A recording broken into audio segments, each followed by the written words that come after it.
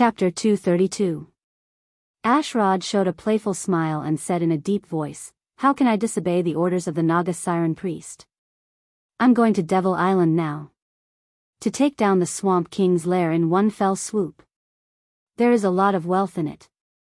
This wealth can further strengthen our strength.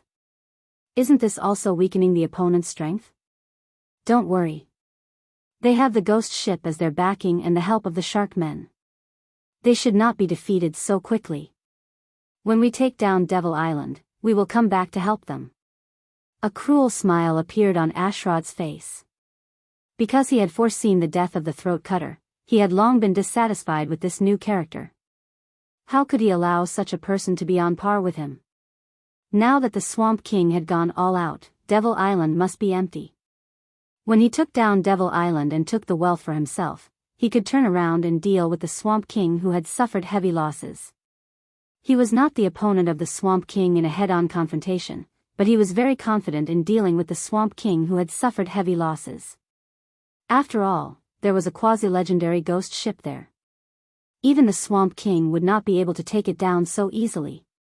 At that time, he not only got the wealth of Devil Island, but also killed the Swamp King. For the entire Sea Temple, he had made great contributions. At that time, the Naga Siren priest did not dare to punish him at all. On the contrary, she had to swallow the bitter fruit to commend him. Ashrod squinted his eyes and looked into the distance and murmured, "It's time to let that idiot priest suffer a little. Otherwise, she will look down on me more and more." It was a chaotic slaughter. There were not many tactics to speak of in a naval battle of this scale, let alone when it was close to night. The appearance of the shark men greatly reduced the pressure on Soren, but it was impossible to defeat the Swamp King's men with just a group of sharks and shark men. Soren's face was very gloomy because he was sure that he had been played. He just didn't know if this was the arrangement of the Naga Siren priest, or another pirate king wanted to take this opportunity to kill him in the hands of the Swamp King. The possibility of everything being arranged by the Naga Siren priest was not high. After all, both the ghost ship and the shark men appeared. It was very likely that the pirate king did not want to see him rise. No matter what, this matter wouldn't end so easily. Soren's eyes were filled with killing intent. "Advance." Soren ordered the Spectre ship to move forward at full speed. At the same time, he pulled out 2 scimitars and said in a deep voice, "Vivian, prepare for battle. Remember to protect yourself. We must kill the Swamp King." A cruel smile appeared in the little girl's eyes, but it was concealed by the darkness of the night. She said in a clear childish voice, "Big brother, let's kill these annoying bastards. Haste." Advanced magic weapon. Dragon strength. A series of spells appeared. Some of them were cast on Vivian, while the others were cast on Soren. The little girl's spellcasting speed was extremely fast. In just a few moments, she had cast a series of spells. The knowledge that Gloria had taught her was starting to come into effect. She had cast multiple spells on Soren at the same time. The 2 figures flew up into the air. A series of data appeared in Soren's eyes. Receive the effect of haste. Your movement speed has increased. Your attack speed has increased. Receive the effect of advanced magic weapon. Your scimitar +1 has gained the ability to enchant. Your weapon has additional energy damage. Receive the effect of dragon strength. You have an additional 5 points of strength, 5 points of constitution, and 5 points of charm. Your basic defense has increased by 4 points of dragon skin. You are immune to any sleeping and paralyzing effects. This was the strength of a high-grade spellcaster. Vivian obviously knew that it was not enough to deal with these enemies with spells alone. Because the number of enemies was quite large, casting spells one by one would not kill many even if she used up all her spell slots. The real lethality in the battle was still the close combat professions. The more powerful the enemy, the more the spellcaster's position was not to cause damage, unless she was confident that she could directly kill the enemy with an instant death spell, such as Finger of Death or Banshee's Howl. Soren's combat power was simply off the charts. Vivian's dragon strength buff directly provided him with 15 points of attribute bonus. With haste and a high-grade enchanted weapon, Soren's combat power almost immediately reached the state of transforming into a slaughter. If he still transformed into slaughter in this situation, even if the enemy was above legendary, he was very confident that he could kill them. Sword of Annihilation. The little girl's next spell made Soren's eyelids twitch. He only saw the little girl reach out to the void, and then a crack appeared in the space in front of her, as if it was cut. She raised her white little hand and pulled out a black sword. It was not a physical weapon, but a distortion of space. Vivian waved it gently, as if she was not used to it. She could not help but pout and said, "Sure enough, I still don't like using swords. Brother. I've learned combat skills." A black ray of light streaked across the sky. Vivian instantly slashed at a nearby lizard man, and the opponent's weapon directly turned into powder, then the armor on his body turned into powder, and finally the whole person turned into powder. It was as if the enemy was hit by a disintegrate, and the whole person was directly disintegrated. This is a legendary spell? Soren could not help but gulp, and then his figure flew out, waving his two swords and turning into a cold light, blocking the flying arrows. Vivian's sword seemed to have attracted a lot of attention, and many of the long-range enemies targeted her. Clang! Clang! Clang! Soren actually swung his swords to deflect nearly 80% of the arrows. He was now fast enough to block the long-range attacks with his swords. Some of the arrows fell on Soren's body, and then were blocked by stone skin. The other arrows fell on Vivian's body, but when they came within a foot of her, they fell down. She had an invisible energy barrier around herself. As if angry because of the enemy's attack, Vivian raised her white fingers, and without chanting, a series of spells flew out. Fireball. Flame arrow. Acid arrow. Arcane missile. Web. Grease. Dazzling spells crazily poured out, and one of the warships directly turned into a sea of fire. The little girl actually threw out more than 10 spells in one breath, and a large number of enemies were instantly killed. If it was not for the special substance that Grease summoned that could not be burned, perhaps the combination of Grease and Fireball would have been enough to burn the warship. P.S. It is said that Grease can be used together with Gigantification to lubricate. It can only be burned by a Grade 2 variant spell. The power of a spellcaster was vividly reflected at this moment. Soren was still slashing the enemies one by one, and Vivian had already sunk a pirate ship with a sky full of spells in one breath. Oh! The little girl took back her white fingers, curled her lips, and picked up the Sword of Annihilation again. She muttered, "Low-level spell slots are used up so quickly. I was just having fun." A light of dispelling spells appeared, and it seemed that there were spellcasters among the enemies. The little girl could not help but frown. After a little glance, she directly threw an area of effect spell. Cloud of Death. A strange smoke appeared, and all the creatures in the area felt suffocated, and then some died in an instant because they could not withstand the poison of this spell. Some of the enemies with strong constitution reacted, rushed out of the area of Cloud of Death, and then all jumped into the sea. The guy who started the spell did not have time to continue casting and died directly inside. It seemed that his constitution was not high. Within the area of effect of the Death Cloud spell, he actually couldn't even cast focus, and was directly trapped within. For any profession, constitution was a very important attribute. Rumble. There was a muffled sound, and then a huge dragon-headed warship appeared.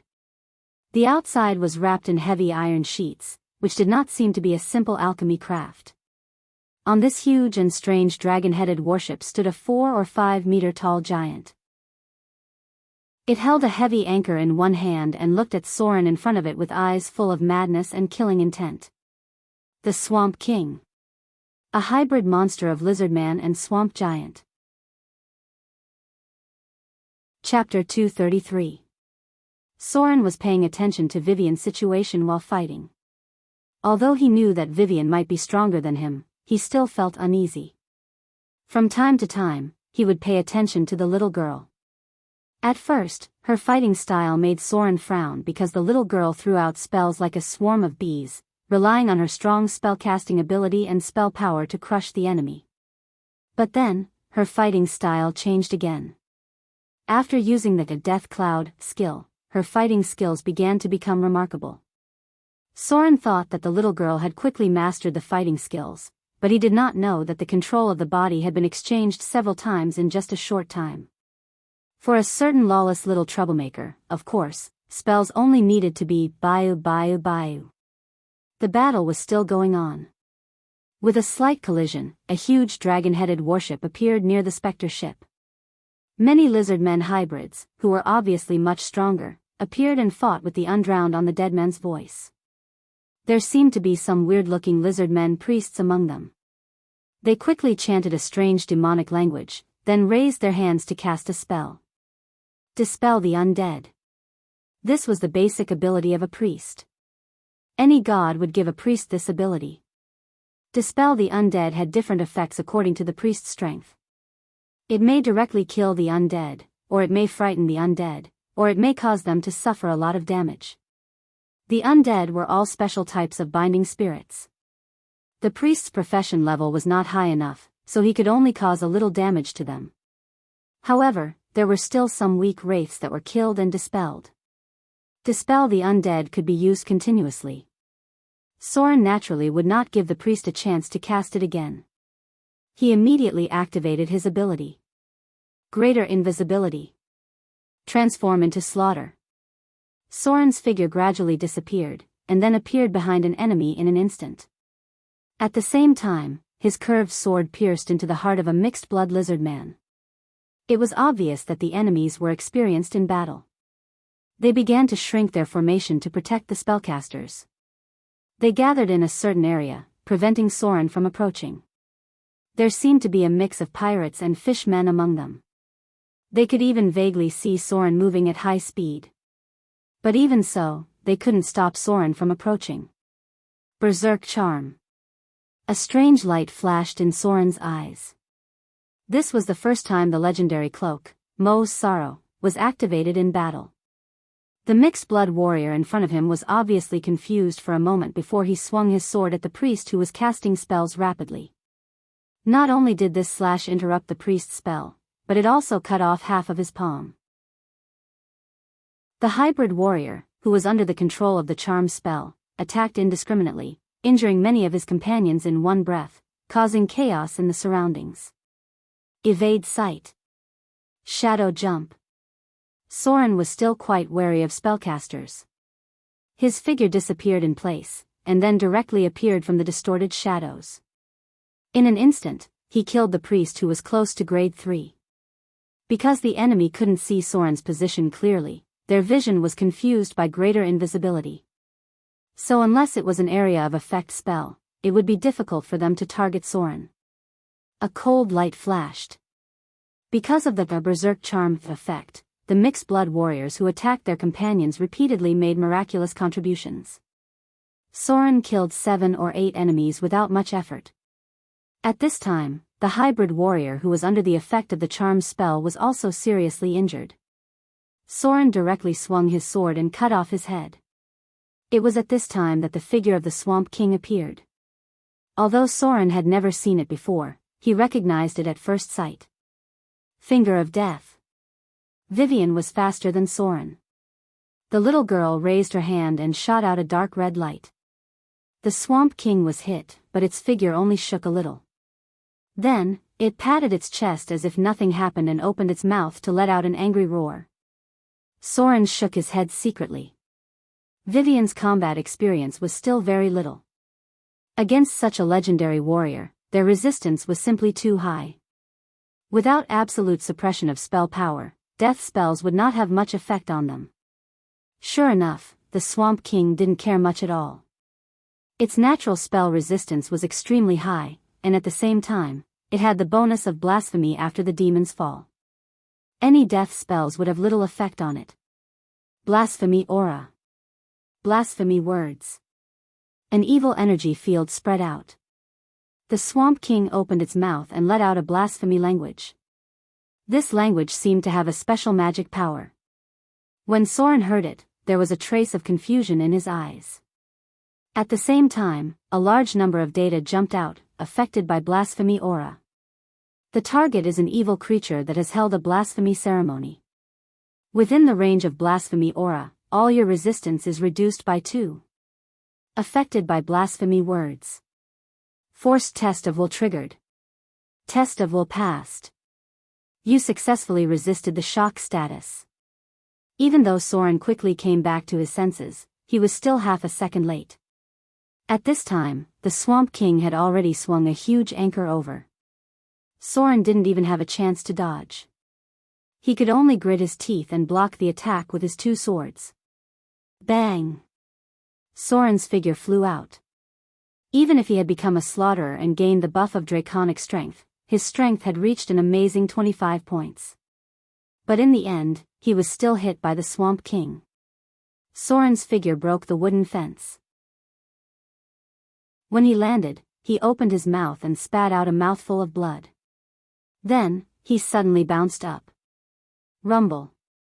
The huge anchor was thrown out by the Swamp King. It turned out that the anchor was also connected to its body by a chain, but because of its size, it wasn't that obvious. Sure enough, I can't fight against a giant creature. Soren gritted his teeth and swallowed the blood back. His figure landed on the mast, then he turned into a shadow and rushed down. The Swamp King swung the chain and retrieved the anchor. Then, it roared and smashed towards Soren. Soren's figure twisted strangely in midair. He actually stepped on the Swamp King's arm with the tip of his foot, and then his figure rose into the air for the second time. The Swamp King's body was too big. The giant's body gave it enough strength, but it also made it a little slow. Poochie. Blood splattered. Soren's 2 swords crisscrossed across the Swamp King's neck. It felt like he was slashing on the tough skin of a dragon. The swords couldn't even break through the Swamp King's muscle layer. Brother. Vivian's sharp voice sounded. After she saw Soren was injured and spat out blood, her eyes immediately turned red. Then a pair of small demonic wings appeared on her back, and at the same time, a tattoo appeared on the side of her face. She suddenly opened her mouth and let out a sharp howl. All the creatures nearby who were hit by this howl all had blood coming out of their eyes, ears, mouth, and nose. Many of them were even killed on the spot. The terrible sound wave swept across. Vivian suddenly raised her hand and pointed behind Soren. A strange shadow appeared behind Soren and then stabbed towards his back. Maze. A strange spatial fluctuation appeared. The shadow that suddenly appeared behind Soren didn't even have time to scream before it was swallowed by the distorted space and sent into a different dimension of the maze. Blink. Time stop. With Vivian as the center, everything within 30 meters was frozen, including Soren next to her and the Swamp King in front of her. There was a trace of blood in the little girl's eyes, and her expression seemed to be very angry. She roared with a sharp child's voice, "Bastard! How dare you hurt my brother? I'm going to kill you, monster." The little girl's expression was very angry, as if she had gone berserk. Her pair of beautiful eyebrows seemed to have turned into a willow eyebrows look. Vivian raised the sword of annihilation that was as tall as her and directly slashed towards the Swamp King. As if she still felt that it was not enough, the little girl slashed 7 or 8 times in a row before she stopped a little breathless. She was small and young, so she didn't have much strength at all. Being able to slash so many times was completely in an explosive state. After that, she felt a little tired. Time recovery. Soren seemed to feel that something had just happened, but when he was ready to continue to look for opportunities to attack the Swamp King's vital points, he unexpectedly found that Vivian was standing in front of the Swamp King. Not good. She's in danger. Soren almost didn't think much about it. He completely subconsciously rushed over, then reached out and hugged Vivian's small body, and then he quickly stepped back. Rumble. A dull sound of the Swamp King falling to the ground sounded. Everything that happened in front of Soren's eyes was simply beyond his expectations. The Swamp King, which was quite troublesome in his eyes, was actually divided into many pieces at this moment. Its body was full of sword wounds, but there wasn't a trace of blood seeping out from the wounds because the blood seemed to have been dissolved by some kind of powerful force. The Swamp King's huge body fell to the ground, and in the process of falling to the ground, it was also divided into many pieces of minced meat. This was simply impossible. Soren was frightened by the situation in front of him because to him, it was just a second ago, but to Vivian who was pregnant, a full 30 seconds had passed. Everything in front of Soren's eyes was beyond his knowledge. But he quickly realized that to achieve this effect, it seemed that only the legendary spell, Time Stop, could achieve this effect. Vivian killed the Swamp King. Chapter 234. Time Stop. It was one of the most overpowered spells among wizards, and it was also a legendary spell that could crush non-spellcasters. The effect of this spell was very simple. Within a certain range, time would be frozen, and only the caster would be able to move freely during this time. Generally speaking, the duration of Time Stop was between 15 seconds to 60 seconds. During this time, everyone else would be in a state of near immobility, while the spellcaster was completely free to move. However, during this time, no matter if the spellcaster cast a spell or carried out a physical attack, it would not take effect immediately. It would only take effect after the spell ended. Therefore, this was why the Swamp King was cut into pieces after Soren retreated with Vivian in his arms. Because the Time Stop spell was too abnormal, many people had studied ways to deal with it. First of all, the simplest way was the monk. The legendary monks, Moon style, could make them immune to all time spells when they were launched. Even the gods who controlled time couldn't control them. However, lunar style was a very difficult skill to learn. There were not many legendary monks in the world, and those who could learn lunar style were even rarer. The second way was to predict the escape. Time Stop didn't cover a large area, and anything that entered the area would be infinitely close to being in a static state. Therefore, if one could predict it in advance, there were many ways to avoid it.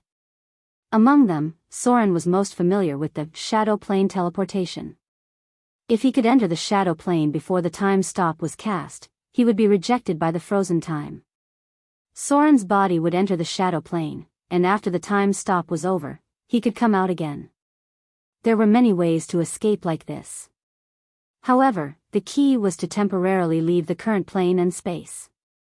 This way, one could avoid the effect of Time Stop, and then teleport back after the spell was over. Wizards' plane exile, chaos teleportation, interplanar teleportation, and so on could all achieve this effect. However, one had to have a very high ability to predict spells, and good luck. Even Soren only had a 30% chance of successfully predicting and avoiding Time Stop. This was because a prepared spellcaster was quite scary. If the above two conditions were not met, then he could only rely on himself to endure. If he wanted to take it head-on, he would have to prepare a trigger-type spell or a trigger-type equipment. He would have to activate a protective energy at the moment before Time Stop, or activate a legendary tenacity ability at the moment before Time Stop. That way, he would be able to hold on a little longer, but it was hard to say whether he could survive. It was useless to rely on combat skills alone.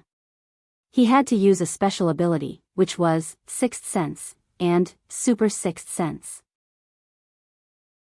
Remark, even when Soren was at his peak, he only acquired the Sixth Sense ability. He didn't even touch the door of the more advanced ability, Super Sixth Sense.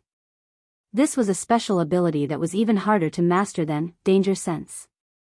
Not only did it require a strong perception, but there were also other special requirements. Because the effect of Time Stop was too overpowered, many people tried to simulate the method to break it. Some of them even spiritualized themselves in advance and had multiple protective energy triggers, etc. But in the end, there was only one publicly recognized method that had the best effect, and that was to turn oneself into a demigod, or above. Starting from the demigod level, all gods were immune to Time Stop. They had their own domain ability, and most of the time spells were ineffective against them. So, Time Stop was a legendary spell that could crush any creature below the demigod level. The Swamp King was dead. A strange light immediately appeared in Soren's eyes. This light didn't fly to Soren's position, but it gradually merged into Vivian's body. Traces of divine radiance appeared, and the Swamp King's body seemed to have lost some mysterious and unknown power. However, Vivian's beautiful big eyes couldn't help but flash a strange light. That light was like a god that made people respect her. This strange phenomenon only lasted for a while. Then, the little girl's expression was a little sleepy. She looked up at Soren and said with a sleepy voice, "Big brother. I'm so sleepy." Before she finished speaking, Vivian fell asleep just like that. Soren hugged Vivian's petite body and at the same time, rolled to dodge the javelin thrown by the enemy. Because the Swamp King was dead, the enemy quickly began to collapse, especially the enslaved co-fishmen. They almost immediately fled to the distance. However, there were still enemies who stayed to fight, and that was the mixed-blood descendants of the Swamp King. Soren jumped and landed on the ghost ship, Deadman's voice, and then put the sleeping Vivian in a safe place. The divinity of the Swamp King was absorbed by her. As the favored one of the ancient demon lord, Dagon, the Swamp King had divinity from the demon god of the abyss. Although this divinity was very weak, and it was given during the blasphemy ceremony, Soren was still a little worried about whether Vivian could successfully merge with it. He began to control the living ropes on the ghost ship and killed the enemies who were still resisting one by one. When the battle was finally over, the sea was already blood-red. No one knew how many creatures had died here. Anyway, there were not many fishmen who survived. Your Excellency. The first mate controlled the pirate ship to come over. He looked quite excited, and there were wounds on his arms and abdomen. He said excitedly, "We won. The Swamp King is dead. Your Excellency is now qualified to be the new Pirate King." As long as this news spreads, many pirates in the nearby sea will come to us.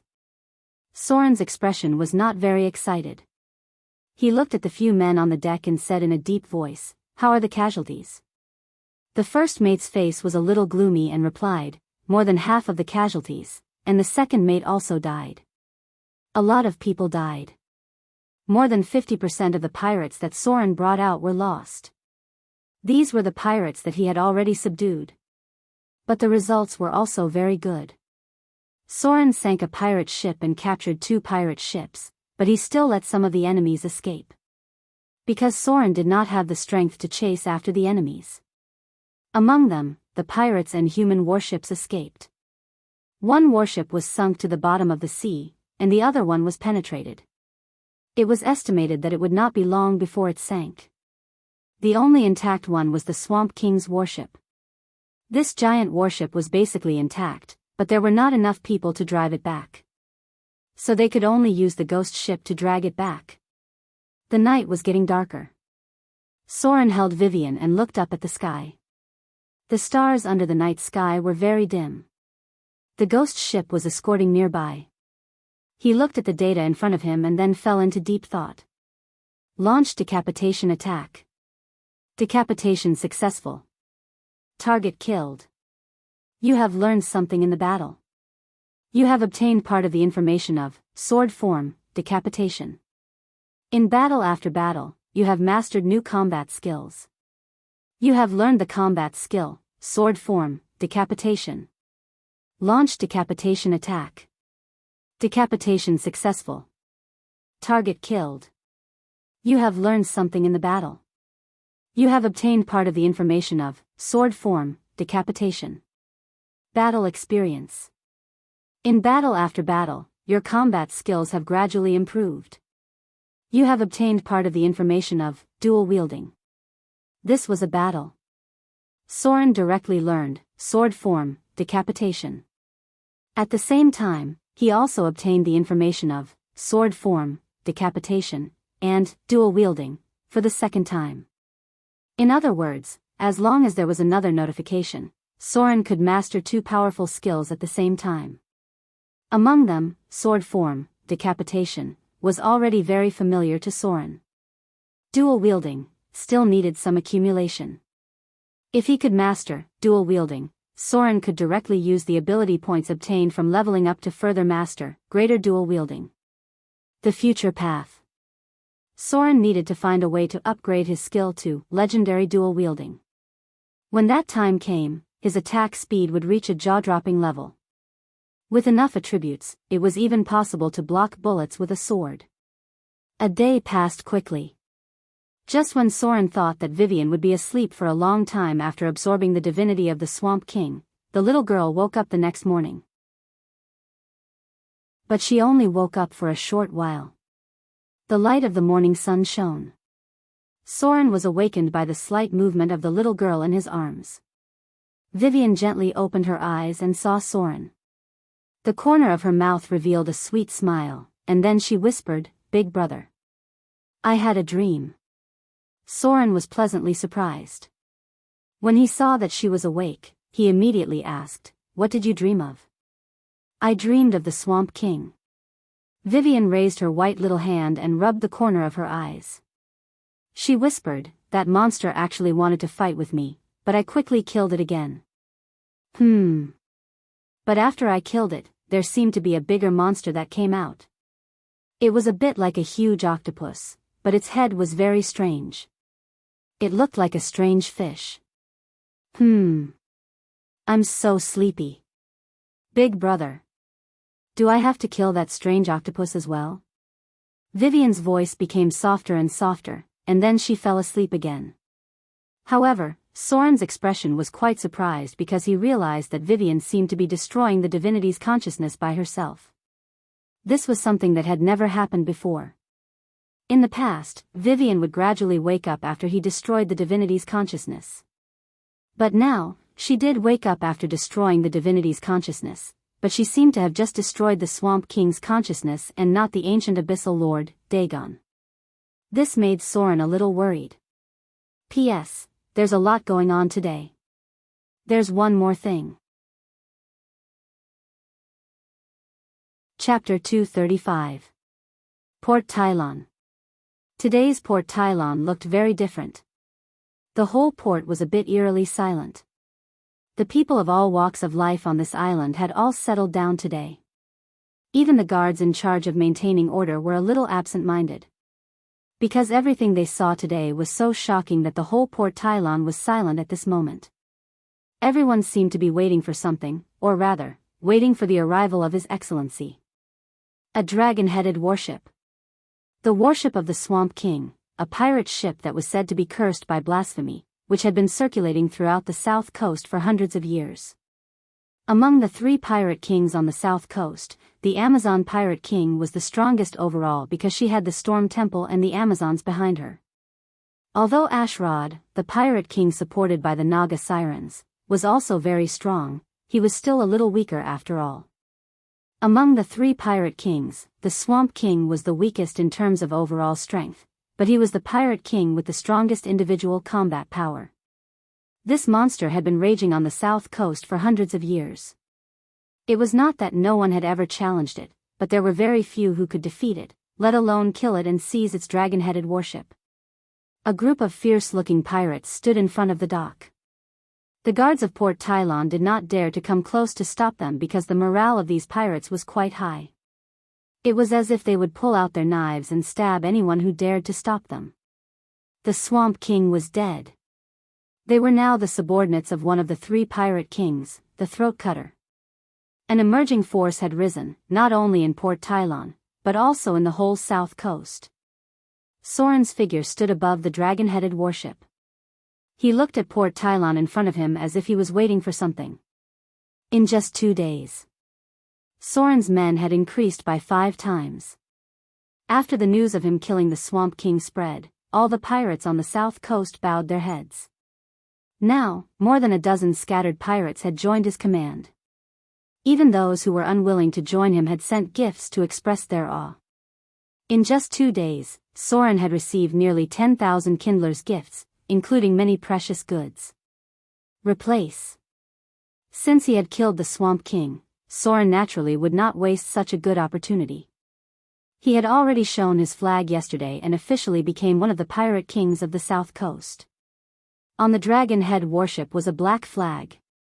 There were no extra decorations or fancy designs. There was only a pair of crossed scimitars on the black flag. Black flag, black sail, and black hull.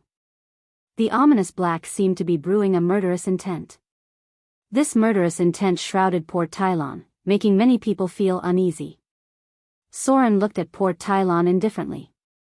Behind him were 7 warships and dozens of clippers. Thousands of pirates had gathered under his command. From Port Tylon to Shipwreck Bay, all the pirate groups expressed their allegiance to him, and some even directly joined him. Soren didn't have the time to completely subdue these pirates, and he didn't have the energy to slowly subdue them either. Therefore, he used a simple and crude method to solve it. That was a show of force. Today, he was no longer the Soren of the past. Today, he had the strength to wrestle with the Naga Siren Priest. A huge head hung on the Dragonhead warship, and a 4 or 5 meter tall body hung on the mast. The broken body was stitched up and hung directly on the mast. It was the Swamp King who died under the hands of Vivian. Soren had already received the news yesterday. The reinforcements he was supposed to appear had run to the Devil's Island hundreds of miles away, took down the Devil's Island in one fell swoop, and robbed him of the spoils and wealth he deserved. Then, the reinforcements that the Naga Siren Priest had promised him returned to their nest. This was simply preposterous. When Soren heard the news, his eyes were bloodshot. He fought with the Swamp King in front of him, and more than half of his men died. Pirate King Ashrod, who was supposed to be one of the important reinforcements, went around to the back and attacked the Swamp King's nest. He also looted the wealth on the Devil's Island and took away the spoils that originally belonged to Soren. After that, he didn't even have the intention to say anything. This was a slap in the face. And it was a merciless slap to Soren's face. He could even imagine the other party's mocking look. You fought in front of him and didn't get anything, but he went around from the back and made a fortune. Soren needed an explanation. This explanation couldn't be asked from Ashrod, one of the 3 pirate kings, because Soren didn't have the strength to fight him head-on.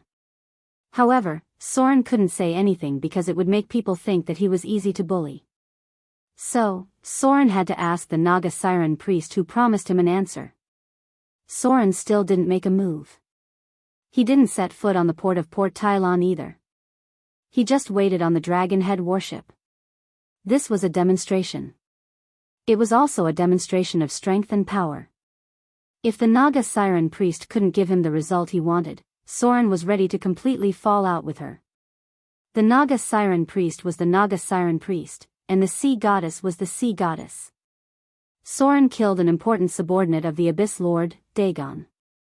For the Sea Goddess, he was a person who was favored by the Sea Goddess. The gods would not hate their favored person because of the attitude of a priest. In fact, from the moment the Swamp King was killed, the Naga Siren Priest could no longer rely on her own influence to change Soren's position in the eyes of the Sea Goddess. Because she was only a servant of the Sea Goddess. Even if her relationship with Soren was so bad that she wanted to kill him, the Naga Siren Priest could only mobilize the power of the temple.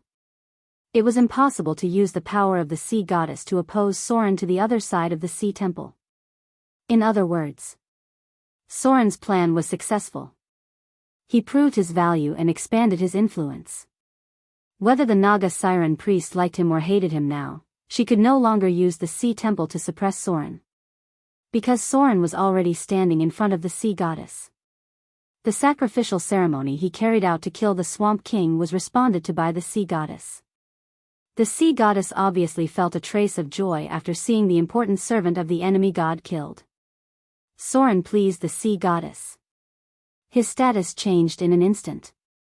Originally, he was only a favored person because of the Naga Siren Priest, but now, he had become a true favored person of the gods.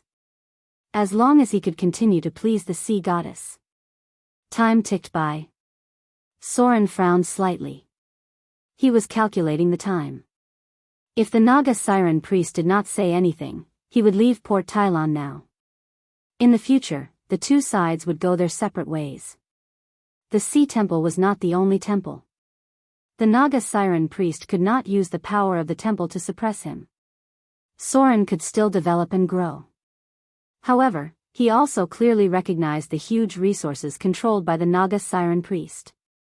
He intended to use this to force the other side to give in, at least to fight for an equal status for himself. If the Naga Siren priest did not give him an equal status now, then in Soren's eyes, there was no need to continue to cooperate with her. There was a commotion in the crowd in front. Then he saw the dark crowd disperse in all directions. The Sea Temple's night guards appeared in front of him, and then the figure of the Naga Siren priest appeared in the separated crowd. This was the first time she appeared in front of Soren in this manner. The Naga Siren priest was wearing a blue robe and holding a scepter representing the sea goddess in her hand. She ignored the other people around her, ignored their awe and fear, and swam her body to the port. "Your Excellency." The Naga Siren priest bowed her head slightly, then quickly raised her head and looked straight at Soren in front of her. This was the first time she called Soren, "Your Excellency." She was expressing her respect. Not only to Soren, but also to the entire Port Tylon. There was an uproar because the Naga Siren priest came out to greet Soren in person. The meaning of this was too great. This was a compromise. It also represented a kind of reward and compensation. Chapter 236. Let's go back 10 minutes. In front of the Sea Temple, the Naga Siren priest stood in front of the statue with a gloomy face. She was holding the scepter that represented the Sea Temple's presiding priest. She was wearing a blue robe embroidered with strange patterns and a mysterious whirlpool-like emblem. In front of her was a familiar Naga Siren guard. It seemed that Soren had seen him once or twice. The Naga Siren priest looked at the front with a sharp gaze. Her expression seemed to have a trace of anger and killing intent. She said, "Is there still no news about Ashrod?" The Naga Siren guard bowed slightly and said, "Yes." Clang! The Naga Siren priest was so angry that she grabbed a silverware and smashed it on the ground. Then she roared angrily, "How dare he do this? How dare he ignore me? How dare he ignore the power of the sea goddess?" The Naga Siren guard was silent. After a while, he said, "The number of times the sea goddess responds to prayers is getting less and less. There are many priests in the temple who can't get a response. Some trainee priests have begun to lose the ability to use magic. There are rumors among the Naga Siren that the power of the sea goddess is weakening, which makes some of them have other ideas. Ashrod probably won't respond to your request. He got the wealth of the Devil Island. The Swamp King has accumulated a huge amount of wealth. Ashrod is said to be recruiting. He has even extended his tentacles to the eastern coastal areas, preparing to rope in the very dangerous eastern pirates who believe in pagan gods." The Naga Siren priest was silent. After staying in place for a moment, she turned and walked out of the Sea Temple. The Naga Siren guard seemed a little surprised. He raised his hand to stop her, but he still took it back. He lowered his head and said, "Are you really going to meet the throat cutter in person? After all, he is a human, an outsider." The Naga Siren priest stopped and turned to look at him. She said with a blank expression, "What else can we do now? If I don't go out to meet him in person, I will lose my last ally." The Shark Men suffered heavy losses in the process of fighting against the Swamp King. The Naga Siren royal family began to take away my influence in the tribe. The sea goddess can't respond to my prayers for the time being. Even you, who I thought was trustworthy, still let me down in the end. Instead, it's an outsider who surprises me time and time again. If he hadn't killed the Swamp King this time, my situation would have been even worse. A piece of trash like you is simply useless. You actually watched as Asrad snatched away Demon Island's wealth. The Naga Siren guard's face turned ugly, and there was a trace of shame. He said in a low voice, "I am incompetent." But after all, he was one of the 3 pirate kings on the south coast. With my strength alone, I couldn't change the situation at that time. The priest did not speak. She only revealed a mocking smile, and there seemed to be a touch of coldness in her eyes. The Naga guard hesitated for a moment before saying, "Priest Duran." If you go out to meet him in person, it means that the Sea Temple has officially recognized his identity. His status will be on the same level as yours. If you add in the pirate forces that he subdued after killing the Swamp King, I'm afraid he will become the new Pirate King. This will make him even harder to control. In the future, the situation in the south coast would change greatly because of him. The Naga Siren priest looked at him and said slowly, "If I don't meet him in person, won't the situation on the south coast change greatly? You are all ready to make a move, and even you have your own thoughts in your heart. I may have been narrow-minded in the past, but now I see one thing clearly. That is, he has more investment value and potential than you. In that case, he could still kill the Swamp King. Maybe my idea of completely controlling him was really wrong. This kind of person can't be completely controlled. He is qualified to have an equal status with me. Besides, if I don't meet him in person now, does he not have the strength to become the new Pirate King? He gathered nearly 1,000 pirates in just 3 days, and more pirates on the south coast want to join him. Because he killed the Swamp King, he proved his strength. This strength is even stronger than the traitor Asrid. Why do you think he brought the corpse and head of the Swamp King here with the glory of his victory? He just wants to force me to compromise, to force me to bow down and admit that he has an equal status with me. If I don't bow down to meet him in person, he may become my enemy. Everything is because of my mistake. I mistakenly believed in Asrid, and I mistakenly believed in you. I won't make this mistake a second time. Go back to the deep sea canyon of the Naga people. Since you are hesitating and can't give everything to the sea goddess, then go back to the underwater canyon." The Naga Siren priest turned her head and said coldly, "Next time, I will not be kind to you. You really disappoint me. My brother. You should make your own choice.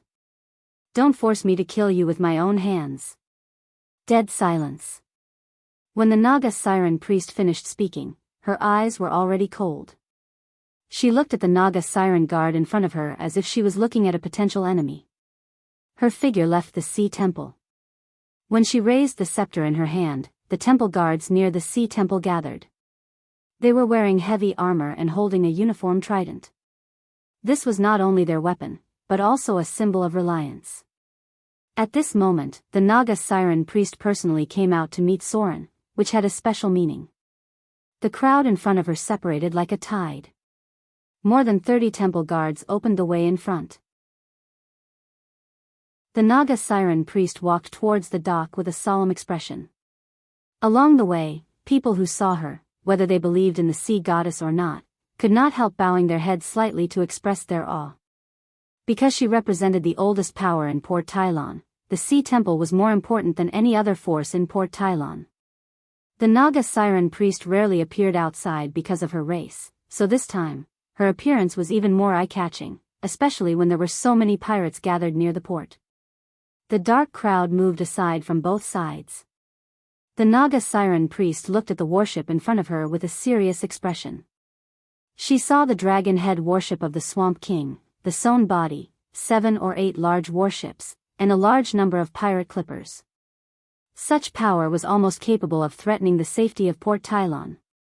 After all, in this era, the number of guards in any city would not be too many. It would take too much resources to cultivate professional warriors. Those who usually farmed, trained in their spare time, and had certain combat skills could only be regarded as militia in this world.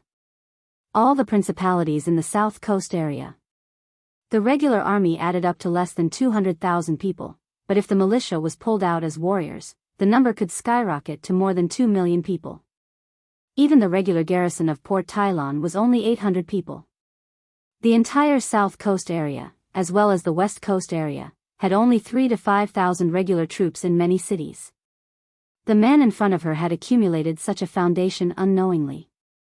He had already represented the rise of an emerging force. "Your Excellency." The Naga Siren priest bowed her head slightly.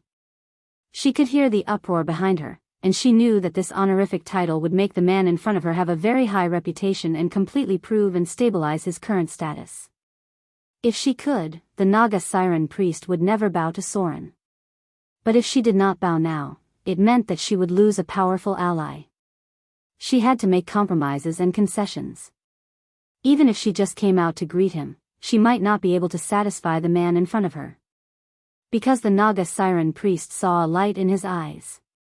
That was ambition. He definitely had a great ambition in his heart. This discovery made the Naga siren priest feel a little bitter in her heart because she felt that she seemed to have missed an important opportunity. If she did not push him so hard at the beginning, showed her sincerity to a greater extent, and put more resources into the man in front of her, maybe this would not be the situation now. But it was a little late now. If she had given all this in the past, then this would be her gift, a condescending reward. But it was different now. Now the man in front of her was forcing her to give him everything he thought he deserved. That was to say, even if she paid a big price, the reward she got was only to restore mutual trust and friendship. Soren stood on the dragon head warship. He looked at the Naga siren priest who bowed her head to him in front of him, and also looked at the crowd behind him. At this time, his face looked a little better. At least the Naga siren priest in front of him was not stupid. She knew that at this time, she should pay a certain price to restore mutual trust and cooperation. But this alone was not enough. How could Soren let go of the previous matter just because the other party came out to greet him in person? After all, the pirate king, Ashrod, had robbed him of his loot and looted the wealth of the Devil Island controlled by the Swamp King. Just this small price could only prove that the other party still had the intention to continue to cooperate with him. If she really wanted Soren to let go of the past, she must come up with real benefits. He wasn't the kind of person who would lose his sense of direction just because the other party flattered him a little. Soren's expression was cold.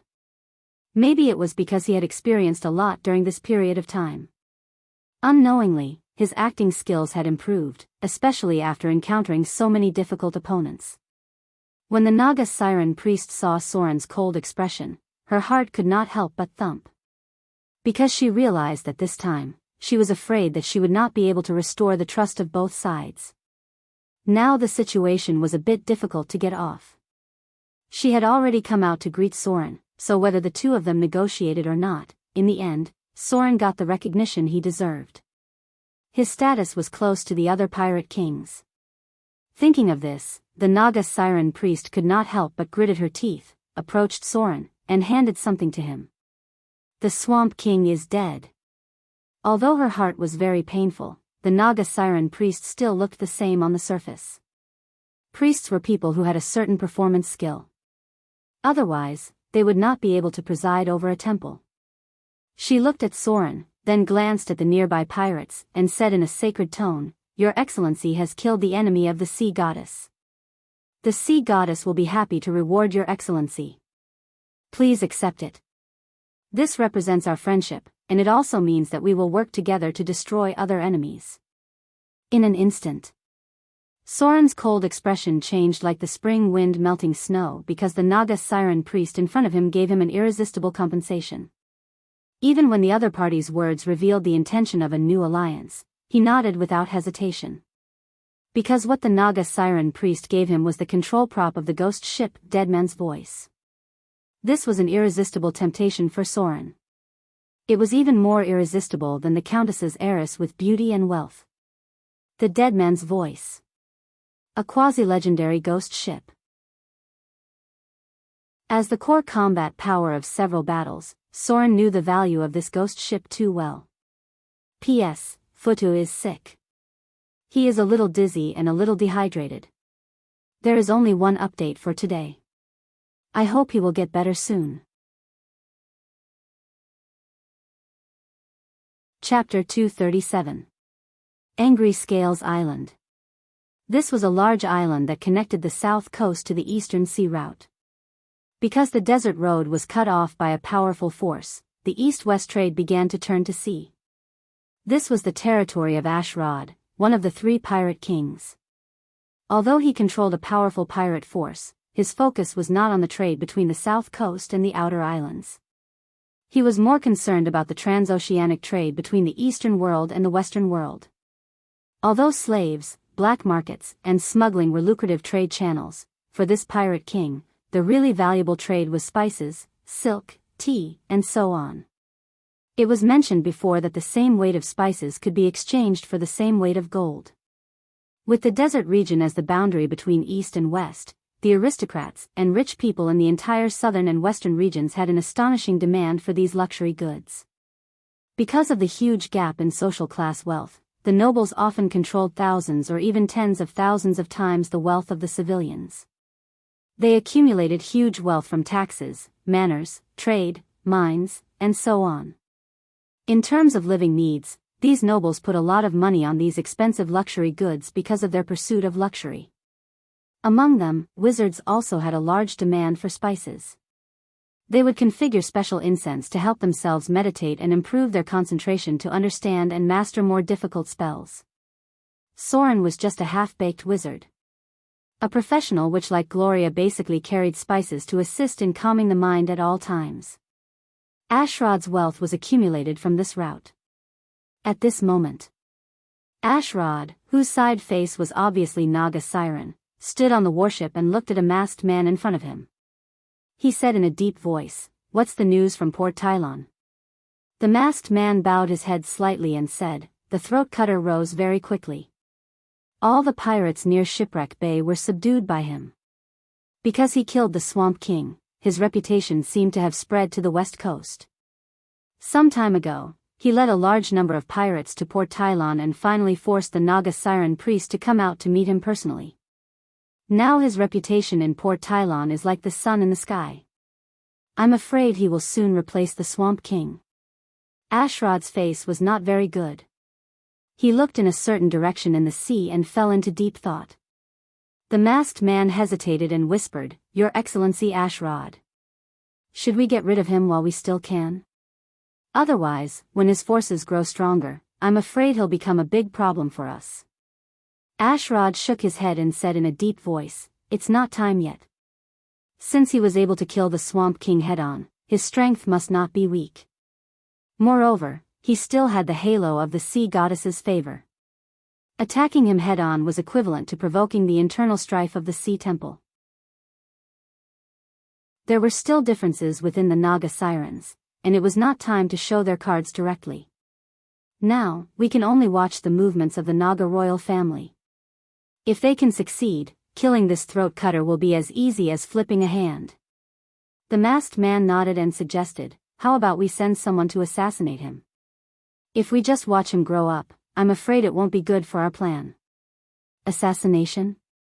Ashrod smiled and slowly said, "He's a rogue close to legendary. There aren't many people on the south coast who can assassinate him. I'm afraid he's still hiding some of his strength, otherwise he wouldn't have been able to kill the Swamp King." The masked man looked around, then quietly approached and said, "I heard that there's a mysterious organization inside the mainland. It seems to be called All for One. There are many masters of assassination in this group. As long as we can afford the price, we may be able to ask a legendary assassin to do it." Ashrod could not help but be silent. His expression was a little painful because the price of asking a legendary assassin was not small. But after thinking for a moment, he nodded and said, "You send someone to contact them. If you can ask a legendary assassin to do it, it would be best, but remember not to reveal our identity.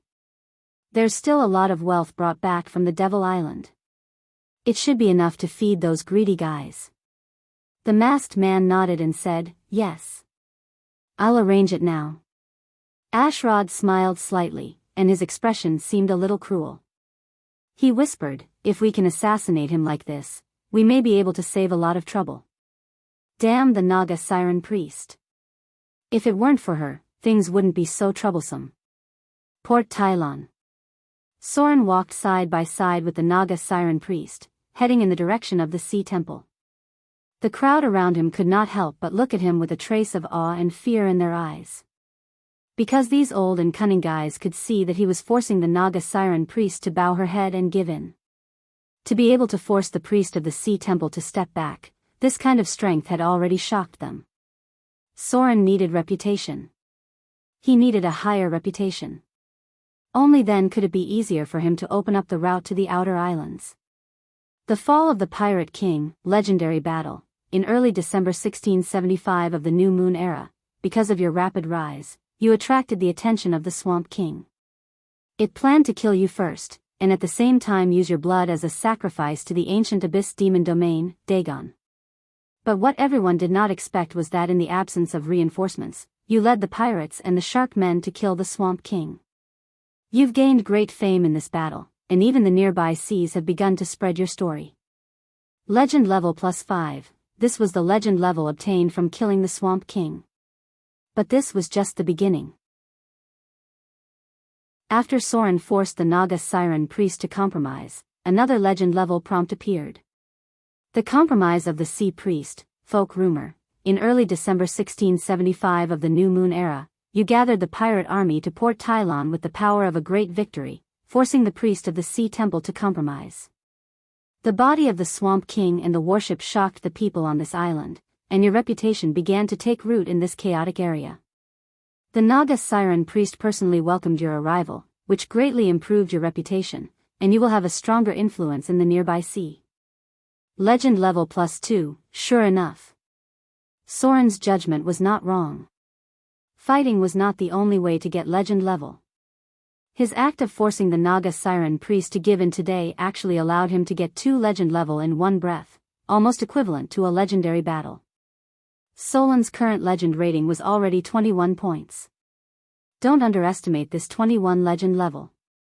In the beginning, he was able to gather so many pirates in such a short time because he had a high legend level. His reputation had spread throughout the south coast, and even other cities in the coastal areas knew of his rise. That was why so many pirates were worshipping him. As a high-grade profession, it was impossible to only have strength without reputation. People didn't even know who you were, so how could they easily rely on you? The legend level was the highest reputation. The Sea Temple.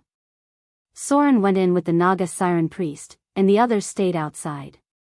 As soon as they entered, Soren glanced at the other side, and then said in a deep voice, "Who is the supporter behind Ashrod? I don't believe that a pirate king would dare to disobey the orders of the Sea Temple. It's impossible for him to have no supporters behind him." The Naga Siren priest's face was a little ugly, but she still replied, "He is the pirate king supported by the Naga Siren royal family. Because of the support of the Naga Siren royal family, I can't order him most of the time." Naga Siren royal family? Soren frowned slightly and said, "How is it possible? Is it just the support of the Naga Siren royal family? How dare he disobey the orders of the Sea Temple? Is he not afraid of the wrath of the sea goddess?"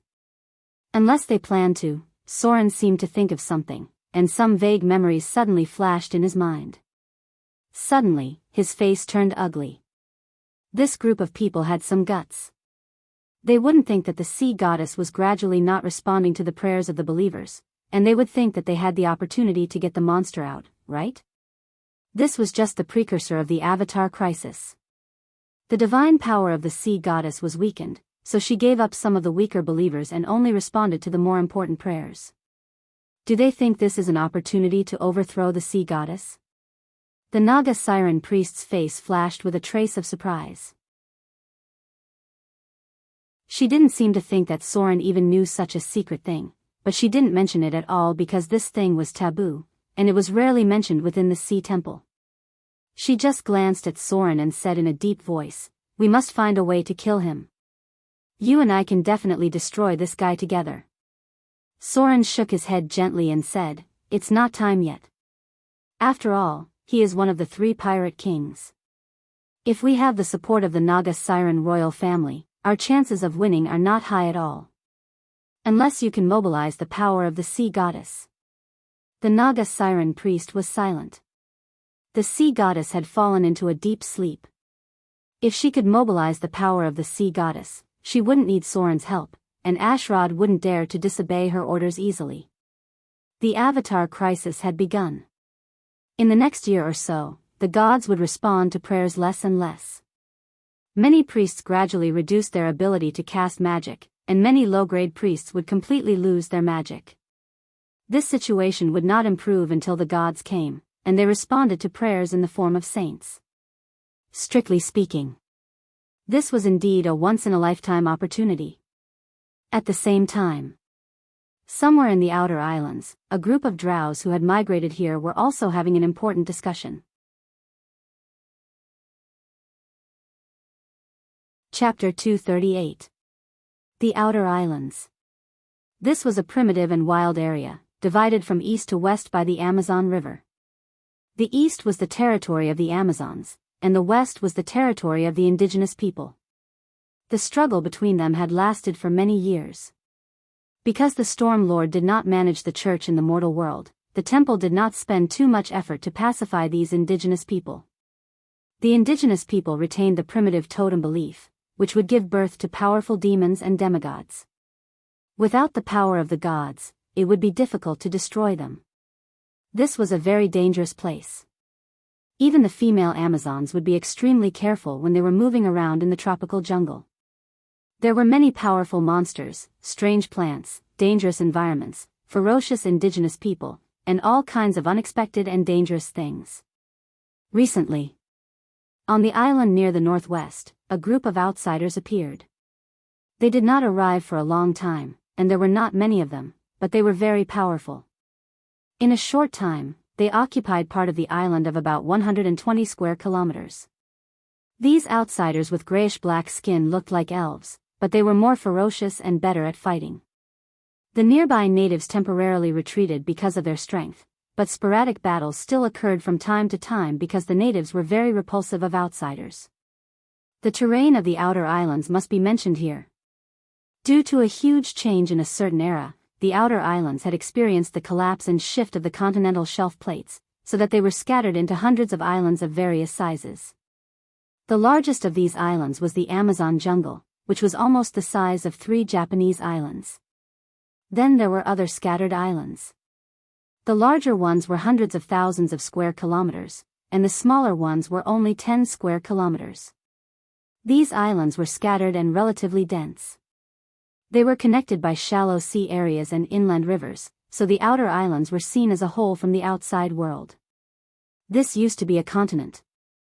In the end, because of some disasters in the Arcane era, it became what it was today. The arrival of the drows aroused the hostility of the indigenous people.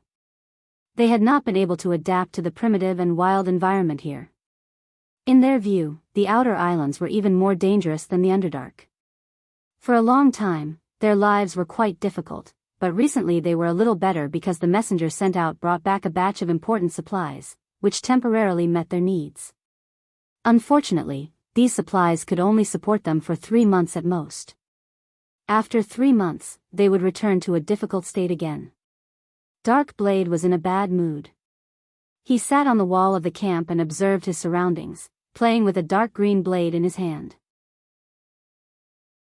Ever since he accepted the help of His Excellency Throat Cutter and brought back a batch of important supplies, he had been in a bad mood.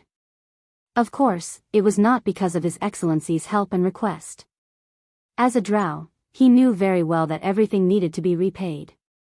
What he was unhappy about was the High Priestess' opposition. This old-fashioned old woman had rejected such an important opportunity to help the race out of the predicament just because she said, "Humans cannot be trusted and surface creatures have ill intentions towards us." A drow with a delicate face and a longbow on his back appeared in the distance and quickly approached. Dark Blade ordered the others to open the gate. Then, he frowned and said, "Lasker. What's the situation? Are there any new movements from those aborigines?" This was a ranger. The drow rangers were all experts, and only they could easily travel through the cruel tropical jungles.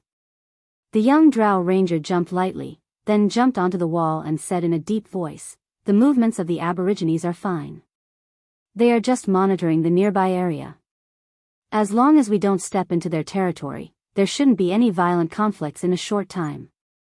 But I found that there seemed to be more man-eating plants nearby. There should be some kind of powerful energy field under this island. Although it won't affect living people, it will gradually mutate many plants." Dark Blade nodded slightly, then frowned and said, "What about the movements of those ants?" As if he remembered something. The young drow ranger's face changed, and he whispered, "They have moved to the other side of the island, but I don't know when they will come back.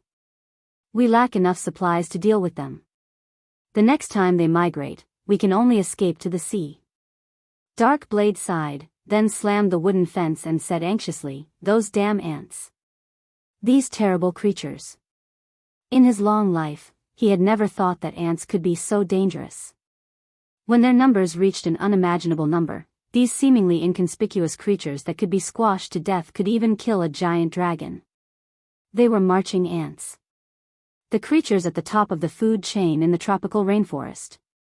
When they first encountered these terrible ants, 37 people died in their group, including 5 high-grade professions, a talented warlock, and a warrior who was about to enter the legendary realm.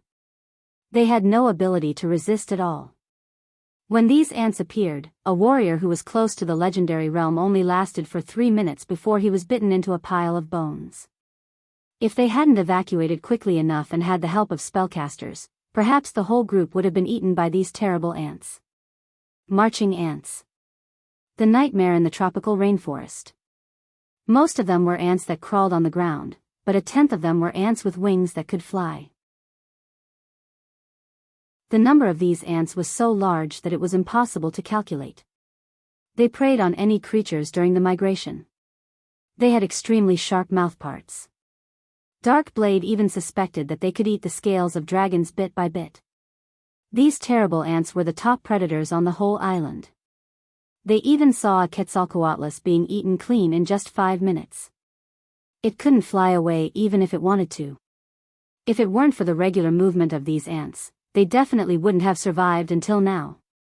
Dark Blade sighed and said slowly, "Since we came back, the population of our group has decreased by 8. If this goes on, our people will become fewer and fewer. I'm afraid that we will completely disappear from this land in the future. Damn it. Why didn't you accept the help of that human? Even if you have to pay a price, it's better than watching your people decrease bit by bit, right?" The nearby drows didn't speak. The High Priestess had been leading the group after the fall of the Dark Maiden. Although she was very stubborn and old-fashioned, she had ruled the group for a long time and had also survived many crises.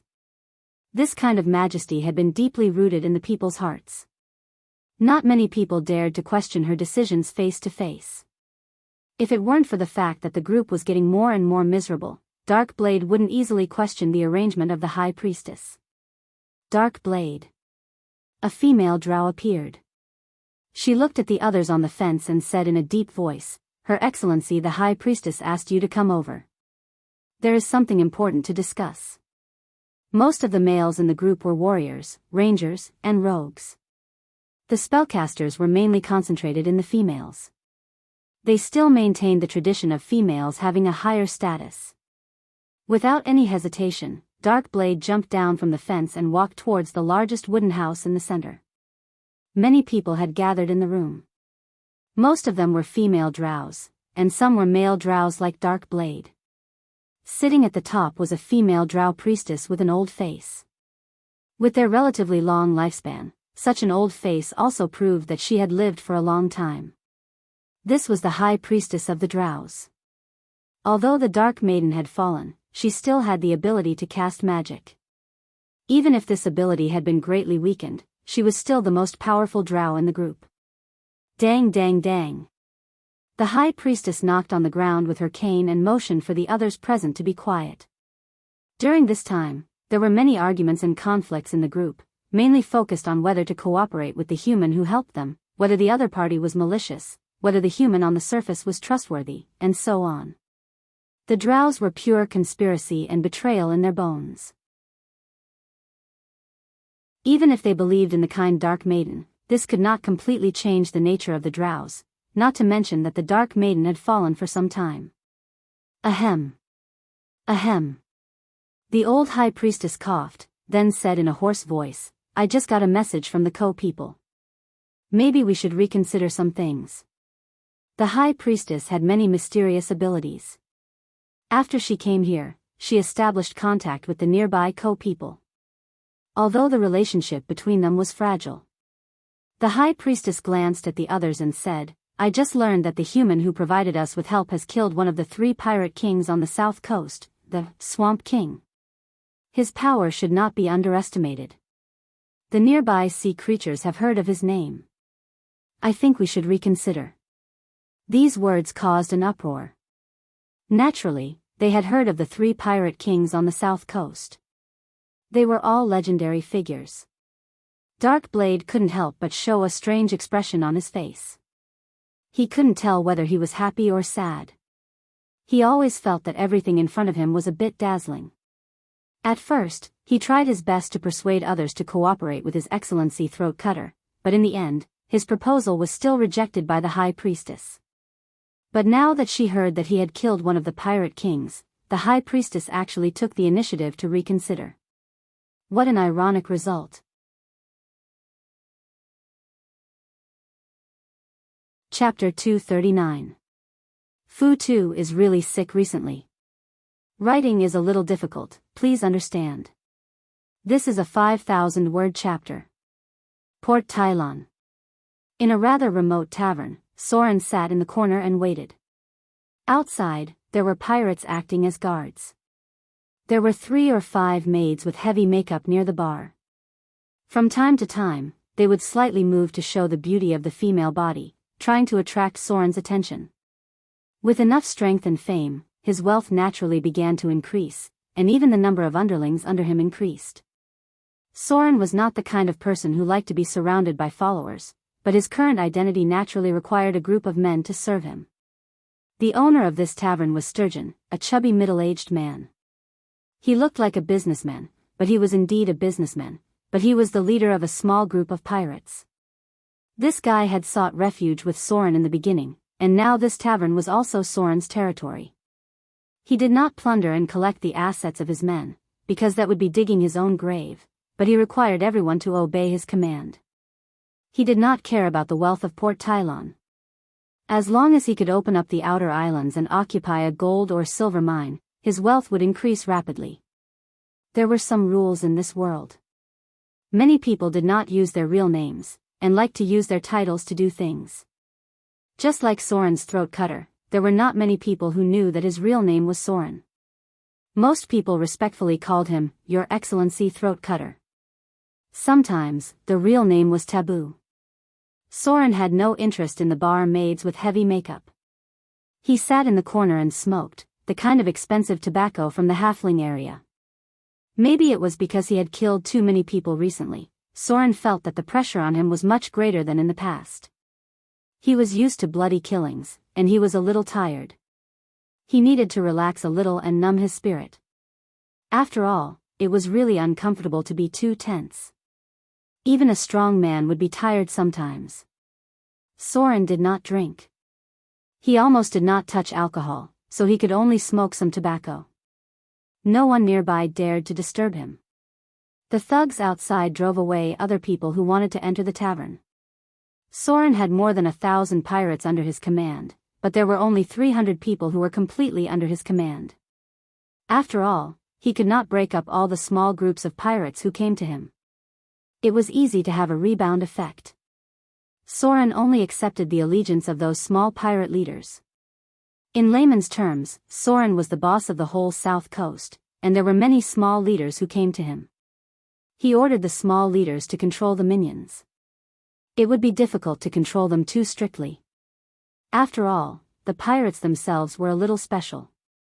The other pirate kings were the same. There were many people they could influence, but the only ones they could really pull out were their trusted subordinates. Time ticked by. Soren seemed to be waiting for someone. He was very patient, and there was no anxiety at all. After about half an hour, a young man who was obviously a half-elf came in. He was the first mate promoted by Soren, and now he was in charge of a pirate ship alone. Behind him was a guy who was about 30 years old. He looked a little shifty, but his eyes were very clever. This guy's fingers moved from time to time, and his wrist and fingers were very flexible. With just a glance, Soren knew that he was a rogue, and a rogue who specialized in stealing. This kind of person was more shrewd. Your Excellency. The first mate bowed slightly and said, It's him. Soren nodded and looked at the thief in front of him. The thief was a little afraid of his eyes, so he quickly bowed and said, Your Excellency Throat Cutter. I don't know what I can do for you. Soren narrowed his eyes slightly. There was a trace of killing intent in his eyes, and there was also a special pressure. That was the effect of fear gaze. The wretched thief in front of him seemed a little scared. There was a trace of cold sweat on his forehead, but he still stood in front of him. This guy was still a little brave. Soren nodded slightly and said in a deep voice, "What's your name?" The wretched man in front of him quickly bowed his head and said, "My name is Slanek. They like to call me Skinny Monkey." Soren frowned slightly and said, "From today onwards, you are responsible for collecting all useful information on the mainland. I will specifically mobilize manpower and resources for you. No matter if it is useful or not, as long as there is any major news on the mainland, you will send it all to me. The manpower is mainly distributed in Shipwreck Bay, the City of Wealth, and Port Tylon. This is the core area that connects the mainland and the Gulf Islands. A lot of information will flow from here. Your task is to disperse the manpower and deliver important news regularly." "No problem, right?" The wretched guy in front of him couldn't help but show a hint of surprise on his face. His expression seemed to be a little excited, and he murmured, I will live up to your expectations." Even if he was an idiot, he could understand that he was promoted by His Excellency Throat Cutter in front of him. Perhaps it was not a very important position, but just from His Excellency's instructions, he could manage a lot of people in the future. From Shipwreck Bay to the City of Wealth, and then extended to Port Tylon. His Excellency intended to let him establish a simple intelligence network. As for why His Excellency was interested in those rumors, rather than collecting information on the fat sheep at sea, who could care so much at this time?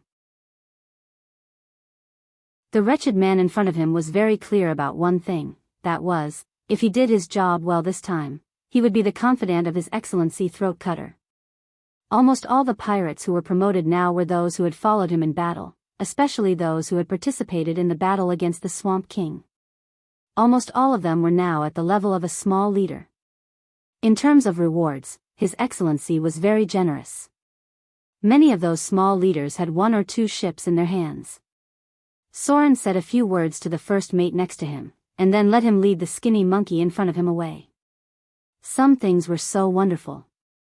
Before the battle against the Swamp King, Soren did not have many trustworthy people, and there were no particularly loyal guys. But after the battle against the Swamp King, he could use a lot of people, especially those who survived the battle. These guys thought that they had helped Soren defeat the Swamp King. They were the kind of trusted subordinates who had merits, and their loyalty automatically rose. Many people's minds changed like this.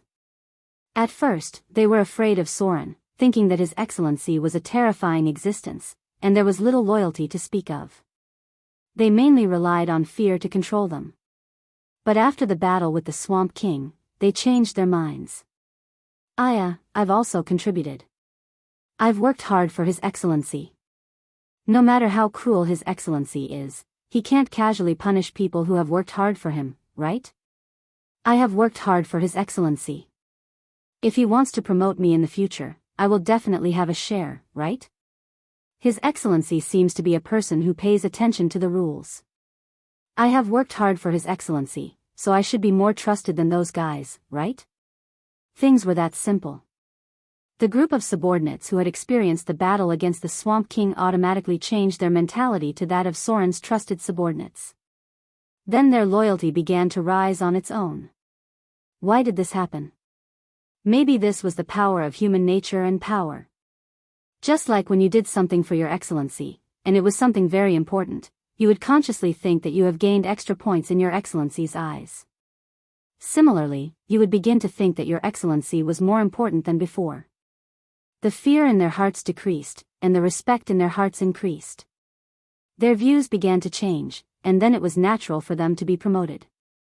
These guys quickly changed their mentality to that of Soren's trusted subordinates. So, a lot of things were really interesting. Sometimes you should give your subordinates more opportunities to work hard.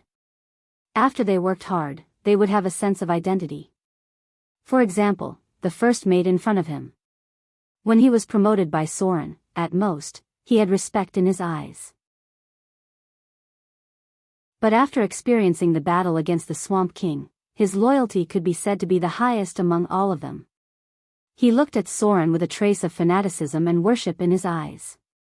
He thought that he had contributed to the defeat of the Swamp King, and at the same time, he thought that he should be Soren's #1 fighter. His status was even higher than that of the red-haired female pirate Adele Isabella who had followed Soren in the beginning. I helped His Excellency defeat the Swamp King. I proved my loyalty to His Excellency, so my status should be higher than that woman's. Even if I am temporarily lower than her, as long as I have a chance to show my strength and loyalty, sooner or later I can replace that woman and become His Excellency's most trusted helper. This mentality was actually very common among Soren's subordinates. Because the rise of a new pirate king also meant that many positions were vacant. The pirate king was not a commander without an army. Most of them controlled a lot of trade in the sea. Among these positions, there were at least hundreds of people who could be promoted. Now, many people were eager to show off their abilities. The most obvious ones were the surviving pirates. Their strength was not bad, and they all thought that they had the ability to fight for the qualifications of a leader. All of them were looking for opportunities to further show off their abilities. Soon, it was noon. Soren put away his pipe, his fingers gently tapping on the table, as if he was waiting for someone to come. A maid next to him carefully brought him a bowl of exquisite food. When she put down the food, she deliberately showed her white cleavage in front of Soren. But Soren just glanced at it indifferently, then reached out and took a bite of the bread. Power was a man's best partner. With power, this group of women might not necessarily flock to him like moths to a flame, but with power, there were always many women who tried to seduce him. Soren was not without desire, but he thought that it was not time yet. Now was not the time to relax and enjoy. About an hour later, a red-haired female pirate in tight leather clothes came in. She quickly walked in front of Soren, bent down slightly, revealing a pair of full white breasts, and whispered, "Your Excellency. The things you ordered have been prepared. Food, medicine, weapons, and so on, we have prepared enough. At the same time, we also used our influence to borrow some of the cargo ships of other chambers of commerce. The people in charge of 6 chambers of commerce said that as long as you take care of them in the future, they are willing to collect these materials for free and send them to the places you want to send them to." Soren was a pirate king. What was a pirate king? It was a person who specialized in robbing these merchants or collecting protection fees. It wasn't that these chambers of commerce didn't have the strength, but their guards simply couldn't beat these fierce pirates at sea. The guards of the chambers of commerce needed compensation if they died, and there were not many who were willing to fight, so most of the time, they spent money to buy safety. Almost every pirate king had a certain influence on the trade in the nearby sea, and the pirate king also controlled the sale of stolen goods in the entire sea. They flattered Soren not only to protect and take care of him, but they also wanted to use the power of Soren to fight against competitors, or buy stolen goods at a low price and sell them. Not many of these merchants who engaged in cross-sea trade were clean people. Soren reached out and took a look at a list, then nodded gently, "Not bad. Let them prepare all the materials, I will need them soon." "Right. What about the slaves I need? How are the preparations?" The gorgeous red-haired female pirate could not help but show a trace of embarrassment on her face, and whispered, "At present, only a small part of it is enough. Some time ago, the mine in the City of Wealth collapsed, causing the demand for slaves on the market to increase. Because what you need is a strong labor force, there are not enough people at present. But as long as you give me a little time, I promise to complete your task." Slaves. A crucial part of Soren's plan. He decided to develop in the outer islands, and this cheap labor force was almost indispensable. And because of the manor economy on the south coast, as well as the needs of various mines, the slave trade in this area was more vigorous than in other places. The mines controlled by the aristocrats were absolutely unwilling to hire civilians to work. They would try their best to get slaves and criminals to work, which could greatly reduce the cost of personnel. In these mines, it was definitely a very dark and bloody place. There was almost no law in it. When there was a lack of labor, not to mention slaves, even civilians could be caught to work until they died. This point was basically needless to say. Because even in the 21st century, there was still a lot of darkness in the mines. Soren frowned slightly when he heard this. He glanced at Adele in front of him and noticed that she seemed a little nervous. Because she did not participate in the battle to defeat the Swamp King, during this time, many people wanted to challenge her position in front of Soren, ready to prove their value beyond this woman in front of him, so she was a little nervous. This woman had now recovered her father's strength, and could be regarded as a pirate leader, but she obviously did not want to lose her value in Soren's eyes. Her current position was second only to Soren, and this woman naturally did not want to be pushed down by others. So now she always wanted to improve her position in Soren's eyes, and to this end, she used a little trick. The most obvious point was, she basically did not use makeup in the past, but now every time she saw Soren, she would put on a little makeup on her face. The meaning of this was self-evident. Soren frowned and pondered for a moment, then said, "Get this done as soon as possible. I will have a new arrangement in a week at most. Let them send the goods to Snake Island, leave a group of people to guard it, and then recruit people from the coastal areas." He paused for a moment, then continued, "Use the name of the Chamber of Commerce, no need for combat power, just adult labor is enough." Adult labor? Adele did not dare to think too much and quickly said, "Yes. I'll arrange it right away." The red-haired female pirate looked hesitant before leaving. She looked back at Soren, not knowing what she was thinking, and her face turned slightly red. "Sea Temple." The Naga siren priest frowned and sat at the back of the hall. She looked at a human man in front of her and wondered, so many materials? Is he still preparing slaves? Is he preparing to expand overseas? The person in front of her did not answer, but stayed quietly in place. The Naga siren priest waved her hand gently and said, "Go down. Continue to pay attention to his movements, I'm more and more curious about what he wants to do. Expand overseas." It was not that no one had done this before, but the indigenous people in the overseas areas were very xenophobic. Coupled with the harsh living environment and all kinds of dangerous creatures, most of the pioneers eventually failed. Because it was difficult to survive in the outer islands, population transfer was a big problem. All kinds of diseases, monsters, and enemies could even defeat professionals, and it was even more difficult for ordinary people to survive there. Without ordinary people as a foundation, it was basically impossible to talk about expanding overseas. Not to mention, there were covetous Amazons and indigenous people with a strong sense of territory. She was curious about how Soren could stand firm. In the room, Soren spread out a nautical map and observed. The area of the outer islands was very large, but there were very few places suitable for development. Because there were too many monsters, enemies, and dangerous environments, combined with all kinds of needs, greatly increasing the difficulty of development.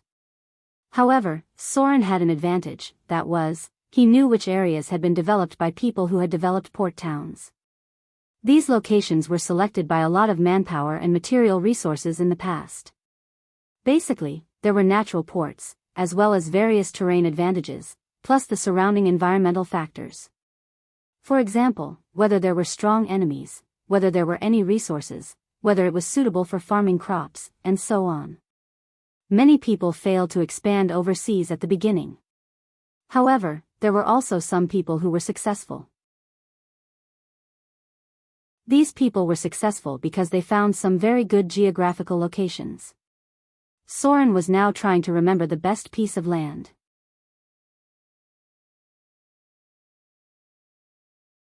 Chapter 240. Adjusted my state, quit smoking, got up very early today, and I feel very energetic. Today I'm even better. It was a little stuffy in the room. Soren looked at the nautical chart for a while, stood up, and then opened the window to let the cold wind blow. Finding a suitable development point was not an easy task, because many large guilds with tens of thousands of people had failed to develop overseas. These were all professionals, and because they were reincarnated into the river Styx after 3 deaths, their mentality was more unafraid of death than the original inhabitants, but even so, many failed. One can imagine how difficult it was to develop overseas. This was only one of the difficulties, because Soren not only wanted to develop overseas, but also take this opportunity to grow stronger to cope with the arrival of the Avatar crisis. So the geographical location he had to choose was even more special. Not only did he have to deliberately avoid a large number of indigenous people, but he also had to avoid the sphere of influence of the Amazons. Otherwise, these two powerful forces would not allow him to rise. Even if he had the identity of one of the three pirate kings, it might not be useful, because pirates could not defeat the army on land. The cold wind blew for a while. Soren waved his hand and ordered a maid to bring in a basin of water. He washed his face and moved a little, and then began to continue to observe the nautical chart, marking out the location of the port of the town that was successfully built by resisting the attack of the indigenous people in his memory. These places had inherent advantages, and one or two of them had mineral advantages. Although Soren did not have long-term overseas activities, he was still quite impressed by the location of the town that was successfully built at that time. Here. Here. And here. Soren took a quill pen and made some changes. 7 or 8 locations had been marked on the nautical chart, which were basically on the coastline, and many of them were relatively remote. Don't underestimate the nautical chart in his hand. The value of this thing was actually quite amazing. There was no satellite positioning in this world, and nautical charts were drawn manually bit by bit. Perhaps for Soren, one of the new pirate kings, this nautical chart was just an order, but for others, especially those merchants who ran sea transportation, this nautical chart was worth thousands of gold. The topography of the Gulf Islands and various safe routes were drawn on the map. At the same time, it also recorded the pirates' exploration of the deep sea over the past hundreds of years, as well as the distribution of dangerous creatures in the nearby waters. At the same time, it also recorded the activities of a small number of marine intelligent creatures. It could be said that merchants would be willing to buy this nautical chart for 5,000 Kindler coins. Naturally, Soren wouldn't sell it. In this era, information was a shocking wealth. If he wanted to monopolize the interests of the outer islands, how could he let others get involved in the exploration? At present, the entire overseas trade of the south coast was done with the Amazon region. They were dealing with the Amazon women, so their profits were only about 3 times. However, if they could trade with the indigenous people, then the profits of the trade could reach 5 or even 10 times more. Some simple trinkets could be exchanged for gold from the indigenous people. Clang! Clang! There was a light knock on the door. The person outside seemed to be very cautious. He knew that Soren was thinking about something important and was afraid of interrupting his train of thought. Come in. Soren put down the quill and turned around. How's it going? The person who came in was a strong man with a scar on his face. There was a scar on the side of his face, a scar on his forehead, and a scar on his chin. Just by looking at him, one could feel that this guy was very fierce and had a lot of combat experience. His nickname was Scarface. He participated in the battle where Soren killed the Swamp King. He was also a pirate leader who was promoted later on. He controlled a large ship and 2 small ships and recruited about 70 to 80 men. Soren had recently been expanding the scale of the pirates. He had roped in all sorts of gangsters from all walks of life. Currently, he had close to 1,500 pirates under his command. Among them, there were about 500 to 600 who were directly under his command. In this world, there was no way to pull out thousands of people because ordinary civilians weren't very useful. Soren's men had at least 5 years of militia training. Even the weakest of these thugs could take down 3 ordinary adult men with their bare hands. As for the high-grade professions, it was better not to think too much. In this world, the high-grade professions were the managers of a force. The worst was at least the level of a small leader. Soren only had 2 4th-grade professions under him. The rest were at most level 12, which was about the strength of the 3rd grade. At present, he hadn't recruited any spellcasters. The spellcasters were usually very arrogant and it wasn't easy to meet them. Therefore, Soren didn't have much hope for them. There were many ways for spellcasters to make money. It was basically impossible to rely on a pirate force because it was too dangerous to be a pirate. Your Excellency. Scarface carefully handed over a stack of scrolls and said in a deep voice, I specially brought people to the City of Wealth and bought these from the secret shop according to your instructions. There are a total of 27 scrolls. The wizard in the shop said that you can get a discount if you want so many scrolls at once. In total, you spent 26,500 Kindler coins. Speaking of this, Scarface wiped the sweat on his forehead and continued, the batch of goods from Snake Island has been sold. That group of cunning merchants was willing to take the initiative to raise the purchase price a little because they feared your Excellency's reputation. They bought the goods at 50% of the market price. So this time, we also brought back 21,500 Kindler coins. He carefully handed over a list and then couldn't help but swallow a mouthful of saliva. That was a lot of money. 20 Kindler coins were £1. 20,000 Kindler coins were 1,000 pounds of gold. He had never seen such a large amount of money before. If it weren't for the fact that he was in awe of Soren's ruthlessness, he even wanted to secretly pocket some of it. However, this idea only appeared for a moment, and then he gave up the idea because Soren was now one of the 3 pirate kings. He thought that serving under Soren would have a better future, and there was no need to lower his position in His Excellency's heart because of this. Last time, there was a person who secretly pocketed goods. After being found out by His Excellency, he was directly hanged on the mast. Very good.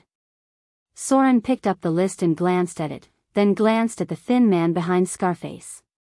The guy shook his head slightly. Soren's face showed a smile and said, you did a good job. Take someone to get 500 Kindler coins. This is a reward for you. Go out and have some fun and relax. We'll be going to sea in a while. Naturally, he wouldn't let his men do as they pleased. Every leader had his eyes. If Soren were to expand overseas, his connection with the mainland would inevitably weaken, so he needed to prepare a lot of things, including the magic scrolls he would need to learn in the future. These things were too expensive. They often cost hundreds of Kindler coins. High-grade magic scrolls above the 5th circle sometimes cost 7,000 or 8,000 Kindler coins. Although Soren was rich, he didn't have so much money that he could buy whatever he wanted. It wasn't easy to transfer around 30,000 Kindler coins to buy magic scrolls. Unless he completely gave up on the south coast, he would have to transfer funds to maintain the situation. This batch of magic scrolls was enough to last for a while. Soren didn't have the energy to buy any rare equipment for the time being because it was too rare and too expensive. Because he needed to cast spells, he didn't even wear leather armor. His need for other equipment was mainly focused on the most expensive rings, jewelry, accessories, belts, and so on. This kind of equipment often cost thousands of Kindler coins, and it was quite difficult to buy them. He didn't have so much money and time now. You don't have to worry about not having enough money. This was the coastal area. If you went to the wizard city, you could find a wizard on the street who was worth tens of thousands of Kindler coins. Some of the more powerful wizards were worth hundreds of thousands of Kindler coins. If you went shopping in the wizard city, even if it was 1,000,000 Kindler coins, you could spend it all in minutes. One wizard tower. Soren naturally didn't have the ability to go to the wizard city to spend money, so he didn't think about buying those legendary equipment with frightening prices for the time being. When Scarface heard Soren's reward, he couldn't help but show a hint of surprise. Although 500 Kindler coins wasn't a lot, it was still a small fortune for him. He could casually send 100 or 200 Kindler coins to his subordinates, then take them to drink and play with women. In the end, he could still swallow 200 or 300 Kindler coins himself. In the pirate industry, the boss ate the meat and the underlings drank the soup. The underlings lived a drunken life. As long as they had wine, meat, and a little money to find women, it was enough. He nodded respectfully and was ready to turn around and leave. Soren put down the shipping bill and glanced at the map. He frowned and said, "Go and see One-Eyed Jack later. Ask him why the batch of exquisitely forged military weapons I need hasn't been delivered yet. Tell him that he must deliver it within 3 days, or throw him into the sea to feed the sharks." Scarface stopped when he heard this, then turned his head with a smirk on his face. He stuck out his tongue and licked his lips. "Your Excellency, don't worry. I'll go and see right away. I promise that the weapons will be delivered within 3 days." Soren nodded with satisfaction and waved his hand. "Very good. You can go." "Yes." Scarface nodded respectfully. The strength of Soren's pirates was still a little weak. Although many pirates had good combat experience and were very brave when fighting, after all, they lacked accumulation. It was necessary to rely on equipment to improve their combat strength. This batch of exquisitely forged military weapons was very important.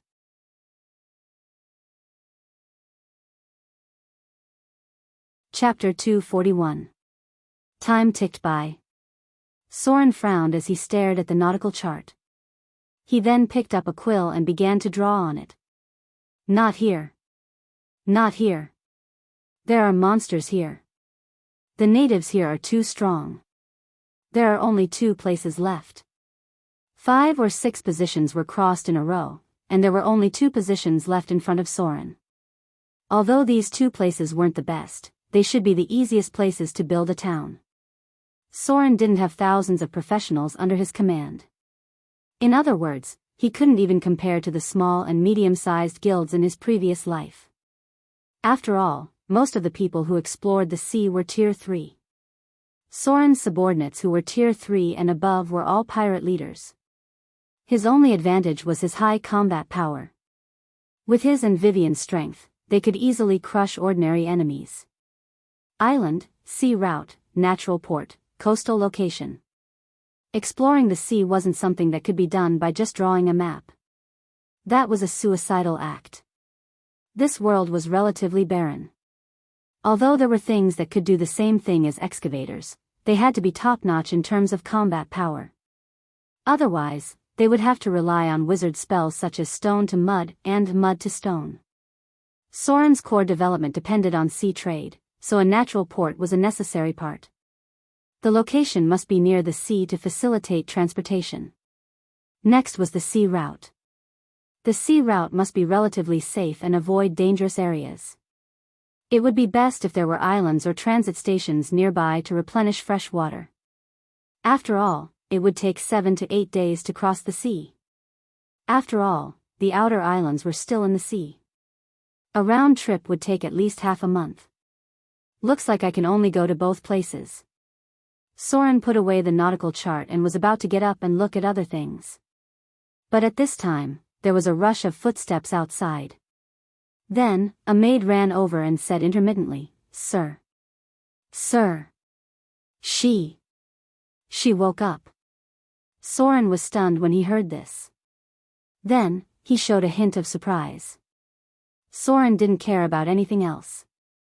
He didn't even go through the door and directly jumped out of the window. Then, he turned into a blur and rushed toward the room in the courtyard. "Brother." As soon as Soren entered the room, Vivian called out to him. However, her expression seemed to be a little tired. She sat up on the bed and rubbed the corners of her eyes with her small white hands.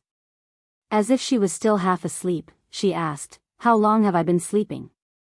He felt like he had slept for a long time again. 5 days. Soren looked at her carefully and asked, "Vivian? How do you feel?" The little girl raised her small hand to cover her mouth and murmured, "I actually slept for so long again?" "Oh. I don't know either. I just feel a little tired and want to sleep again." "Still want to sleep?" Soren's expression froze for a moment before he whispered, "Are you dreaming?" What did he dream of? Dream? The little girl seemed to have remembered something. Her cute little face showed a look of reminiscence. She even bit her finger a little. After Soren frowned and removed her finger from her mouth, she stuck out her tongue. The little girl sometimes bit her finger. This habit occasionally appeared. She tilted her head and murmured, "I dreamed of a monster that looked like a giant octopus." "Brother. That giant octopus was so hard to kill." I smashed it into pieces, but I still couldn't kill it completely. Oh. In the end, there was no other way. I could only roast it and eat it. Eat it?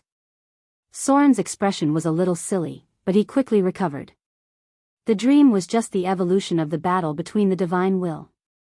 Vivian didn't really eat a trace of Dagon's divine will. Instead, it evolved into the dream of eating it during the process of devouring it. However, it seemed that the little girl had indeed grown a lot. From the point that she could fuse with external divinities, her potential was really unpredictable. How much divinity did the Swamp King have? According to Soren's estimation and the results of the data analysis, the Swamp King's divinity should not be as high as that of the Son of Fear. After all, the latter had the bloodline of the Son of Fear. The Swamp King just received a trace of divinity in the blasphemy ceremony of the ultimate abyssal demon lord, Dagon. Therefore, if the Son of Fear's divinity value was about 3 points, then the Swamp King's divinity value must be below 3 points. It was just that it had lived longer and its strength was higher than that of the Son of Fear. Then, the Swamp King's divinity value should be about 1 to 2 points, and the possibility of 2 points was very high. Vivian used less than a week to complete the fusion of 2 points of divinity. This speed was not slower than many demigods.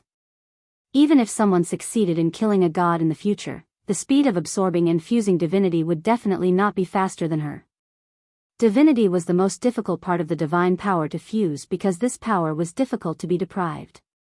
But other divine powers, such as the Shard of Divinity, were easy to fuse. In the future, many new gods relied on the Shard of Divinity to ascend. Their divinity was at most the level of Lesser Divinity. The Shard of Divinity was a power that was easy to control. As long as you killed a saint who was the incarnation of a god, you could get a part of the Shard of Divinity.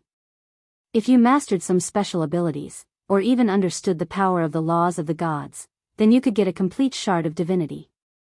In Soren's memory, there was a person who fused with Lesser Divine Power once. The so-called Lesser Divine Power was the Lesser Shard of Divinity, and Divine Power was just the energy stored inside the Shard of Divinity. Most of the Divine Power level referred to the Shard of Divinity. Because Divine Power was a power value, after the prayers of believers were converted into Divine Power value, this Divine Power value was the same as the mana value after the collapse of the magic net. Vivian couldn't help but stretch after she finished speaking. The little girl stretched her little arms and legs, then she crawled into Soren's arms like a cat. Her little head rubbed against Soren's chest, then she closed her eyes again and fell asleep in just a few seconds.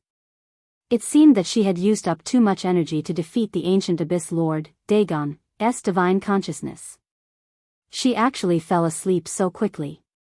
This time, Soren felt a lot more at ease because Vivian was not in danger now.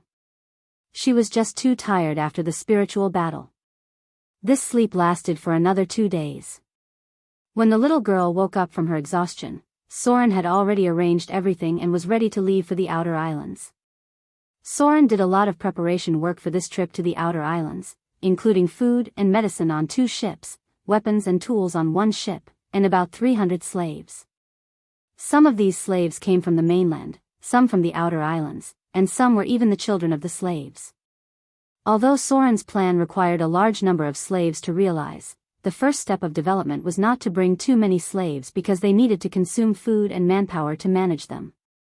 If there were any diseases or accidents, these slaves would die one by one, and Soren would suffer a great loss. This was the first batch of slaves.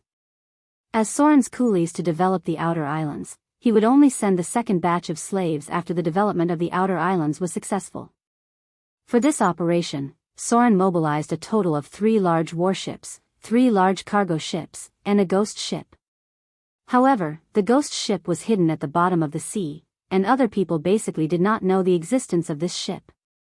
Soren did not intend to spread the news of him controlling the ghost ship.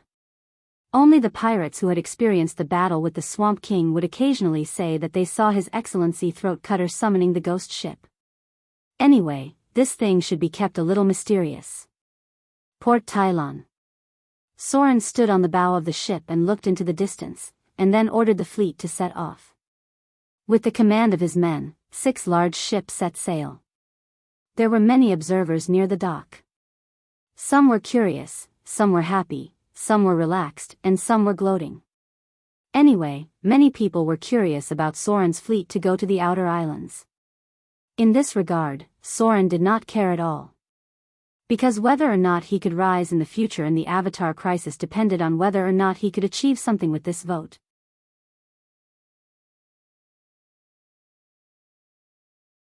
Chapter 242. On the 3rd day of quitting smoking, I coughed up thick phlegm in the morning. It's very uncomfortable. Today it's even worse. Under the blue sky. Soren looked a little thin but full of strength as he stood on the Dragonhead warship. He held a curved sword in each hand and his body was slightly squatted down like a taut bowstring.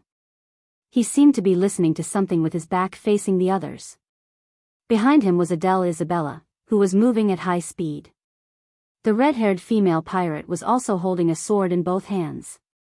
She constantly changed her position around Soren, as if looking for his flaws and opportunities to attack. Time passed little by little. As if she felt that there were no obvious flaws, the red-haired female pirate shouted and rushed over. At the same time, she waved her 2 swords and slashed towards Soren's shoulder. The other sword directly slashed towards his throat. Dang dang dang. Soren made his move in an instant. The curved sword in his hand turned into a cold light, blocking Adele Isabella's attack. At the same time, he slashed back. The opponent had dodged with an unusually agile speed, and at the same time, slashed towards Soren's abdomen. At this time, Soren's movements seemed to be a little slow. Not only did the red-haired female pirate slash his abdomen, but it also tore his clothes and made a bloody mark. But he did not hesitate. Almost after being attacked by the opponent, he immediately rolled and dodged. At the same time, he slashed towards Adele Isabella's ankle. Dang dang dang.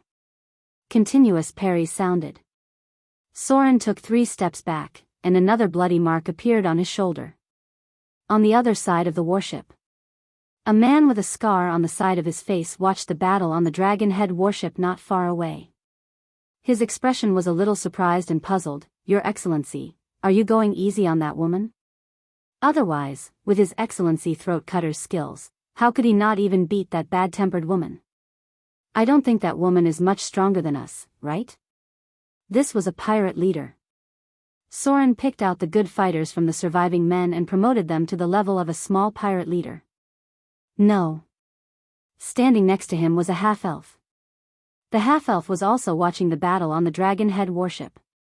He said lightly, His Excellency Throat Cutter didn't let Adele Isabella win. How is this possible? The scarred man who asked the question first said, Don't think that I can't understand anything just because I'm not as good as you. In any case, I participated in the battle against the Swamp King and killed 5 enemies with my own hands. The strength of His Excellency Throat Cutter is not something that the red-haired woman can handle. If he didn't let her go, I'm afraid that woman would be defeated within 3 moves. The half-elf glanced at him and calmly said, Your Excellency did not let her win. It's just that you've been fighting with your eyes closed. Fight with his eyes closed? Hearing the half-elf's words, the other pirate leaders nearby couldn't help but quiet down. Then one by one, they looked over there. There was still a lot of distance between the 2 ships. Others only saw Soren fighting with the red-haired female pirate, but they couldn't see that Soren had been fighting with his eyes closed. Only the half-elf's first mate had sharper eyes. He saw that Soren had never opened his eyes from beginning to end. He's really fighting with his eyes closed. A bald pirate with a fierce face scratched his scalp with a hook and said incredulously, His Excellency Throat Cutter is so powerful with his eyes closed. Is he training some powerful combat skills? No one answered. Because others couldn't understand why Soren was fighting with Adele Isabella with his eyes closed. Dang dang dang. It was yet another round of confrontation. As Adele Isabella's round of continuous attacks ended, the 2 of them could not help but distance themselves. The red-haired female pirate noticed that Soren made a gesture, so she immediately stopped her plan to continue attacking. She stood in front of Soren and waited quietly. This was the third time this kind of combat training, and the man in front of her actually wanted to fight with her with his eyes closed. At first, she thought he was joking, but later she realized that he was serious. And he really had the ability to fight with her with his eyes closed. Blind battle. Soren took a breath and slowly opened his eyes. He glanced at the red-haired female pirate in front of him, then nodded slightly and said, "That's it for today." After that, he picked up a towel and wiped the sweat and blood on his body. The battle was for real. Soren did have wounds on his body, but they were not that serious. He was a person who believed in actual combat experience. Training could only be improved the most in actual combat. As for the injuries on his body, it was a small matter. Anyway, he also had a very strong regeneration ability. It would take 5 or 6 days for the fleet to reach the Kelp Islands. He was not going to waste this time. Every day, he would fight with the red-haired female pirate regularly to train his other abilities. Because Soren had obtained a lot of information during this period of time. A row of data appeared in front of him. Combat experience. You have successfully launched a special combat skill. You have learned something in battle. In training, you have mastered new combat skills. You have obtained some information about sword form, spinning strike. Combat experience.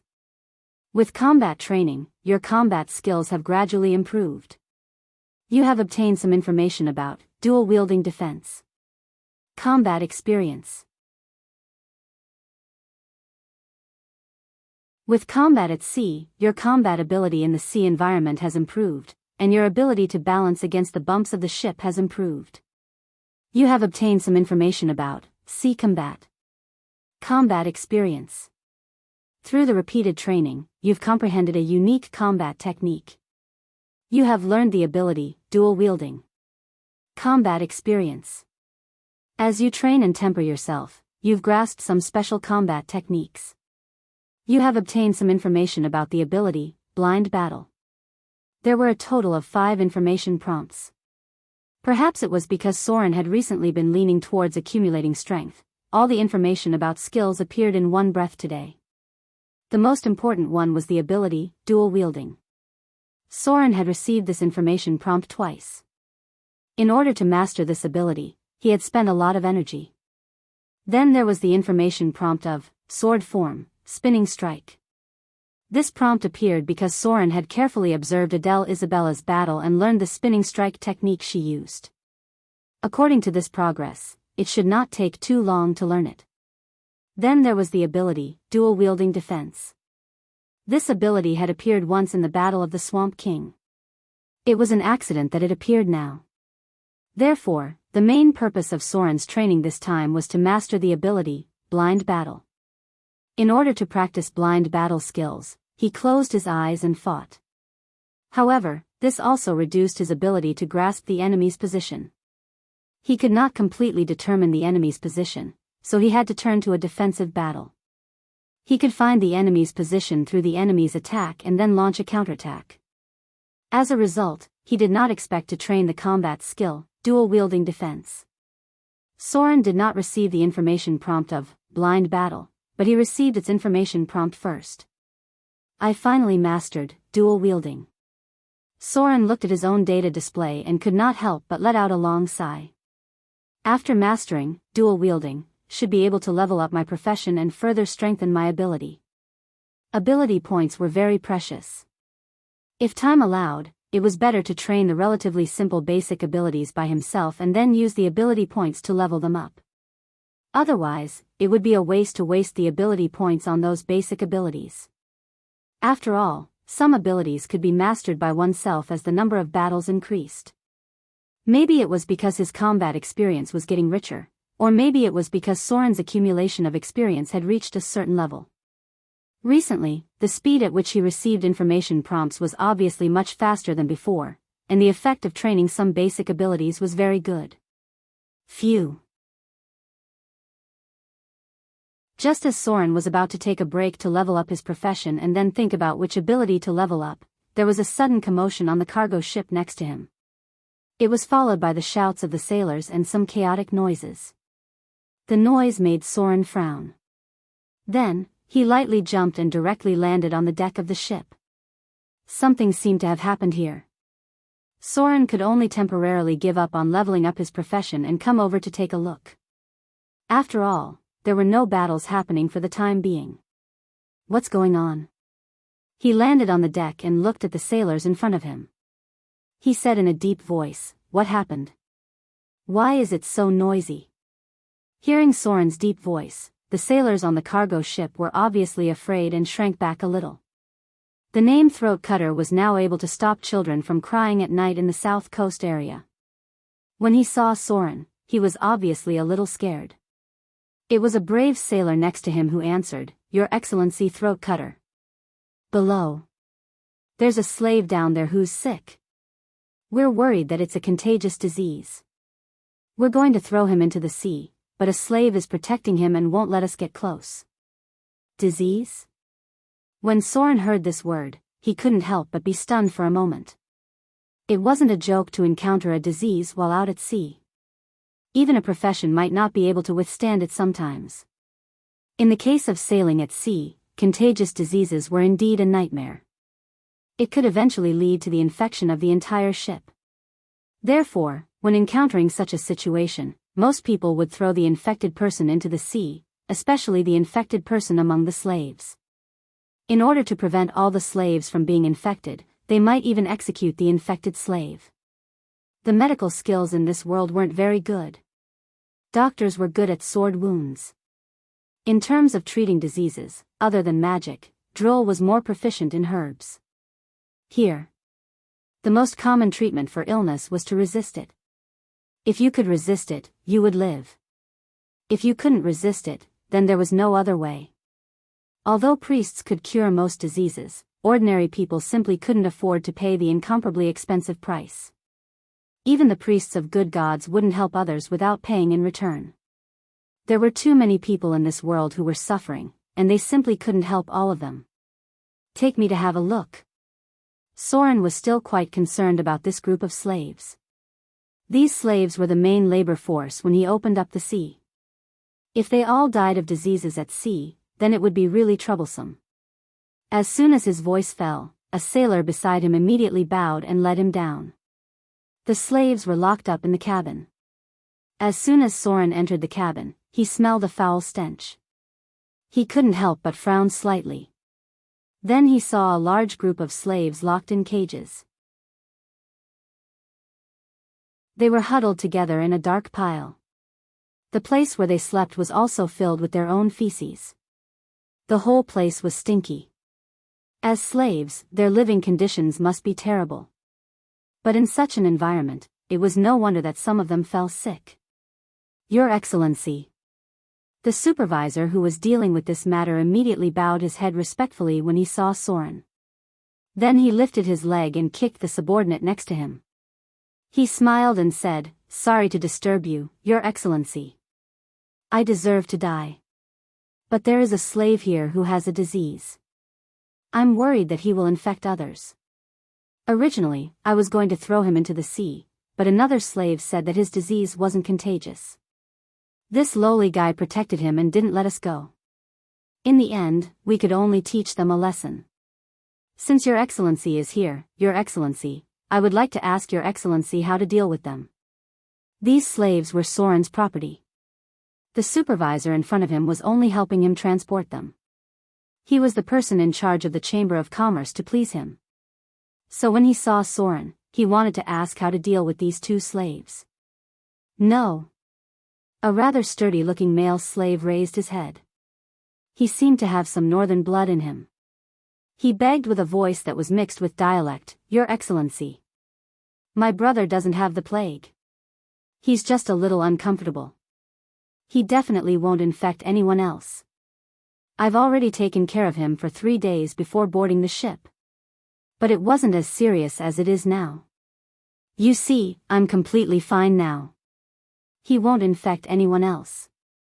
I beg you, don't throw him into the sea." Bang bang bang. The male slave who looked like a northern hurriedly kowtowed. His forehead was soon bleeding, but his arms were still tightly protecting the young man next to him. He seemed to be afraid that they would take the young man away and throw him into the sea.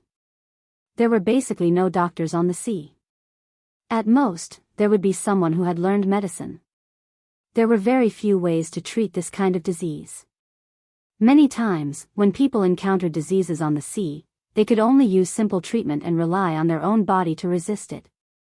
Regarding the situation in front of him, Soren didn't have the slightest sympathy on his face. He wasn't a person who was overflowing with sympathy. He glanced at the northern slave in front of him indifferently, then motioned to the person next to him to pull him away.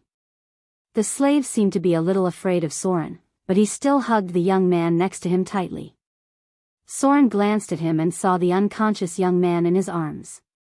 The young slave's face was very pale, almost without a trace of blood. His breathing was also very weak. His lips were sickly red, and he seemed to have a high fever. The surface of his skin was unnaturally dark green. "Take off his clothes." Soren frowned and looked at him, then ordered the others. The two sailors next to him hesitated for a moment, then carefully approached. The slave seemed to want to stop them, but he was directly kicked down. Then, they stripped the sick slave of his clothes. When the slave took off his clothes, they were frightened and took a few steps back. This was because there were more than 10 fingernail-sized pustules on the slave's back. Some of these pustules had already rotted, revealing the dark yellow pus inside. There were other pustules like this on his body, but the size was not as obvious as the one on his back. Mang plague? The supervisor jumped up in fright and took 5 or 6 steps back. He stopped and shouted with a pale face, "Hurry up and throw him in. Send someone to get lime. Hurry up and sprinkle lime here. Hurry up. What are you waiting for? Hurry up and take that guy. No, no, no. Throw those 2 guys into the sea." The supervisor seemed to be frightened. After a while, he remembered that Soren was also here. He quickly bowed his head and wiped off his cold sweat. "Your Excellency. That slave seems to have Mang plague. It was a terrifying plague. This disease is contagious. Unless there is a priest who uses magic, ordinary medicine can't treat it at all. If you get this disease, your whole body will rot in the end, and you'll die a horrible death." His words made the nearby sailors nervous, and they all looked at Soren in front of them. They seemed to be waiting for his order. On the other side, Vivian's petite figure came out of the cabin. She was wearing a snow-white princess dress. She raised her small hand and rubbed the corner of her eyes, then stretched her body. She looked at the red-haired female pirate next to her and asked, "Where's my brother? Why don't I see him?" "Your Excellency is on that ship," Adele replied, slightly bowed. As the number 1 pirate leader under Soren, she naturally knew the position of the little girl in front of her in Soren's heart. Even the other pirate leaders knew that she was very important in the eyes of Soren. Therefore, no one dared to neglect her, not to mention that when Vivian occasionally used magic, she would make them feel unfathomable. "Over there?" The little girl looked up at the sun, then tied up her hair. Her lips moved slightly, and her small body flew up and landed directly on the deck of the opposite cargo ship. At this time, she just heard crying and pleading from below the cabin.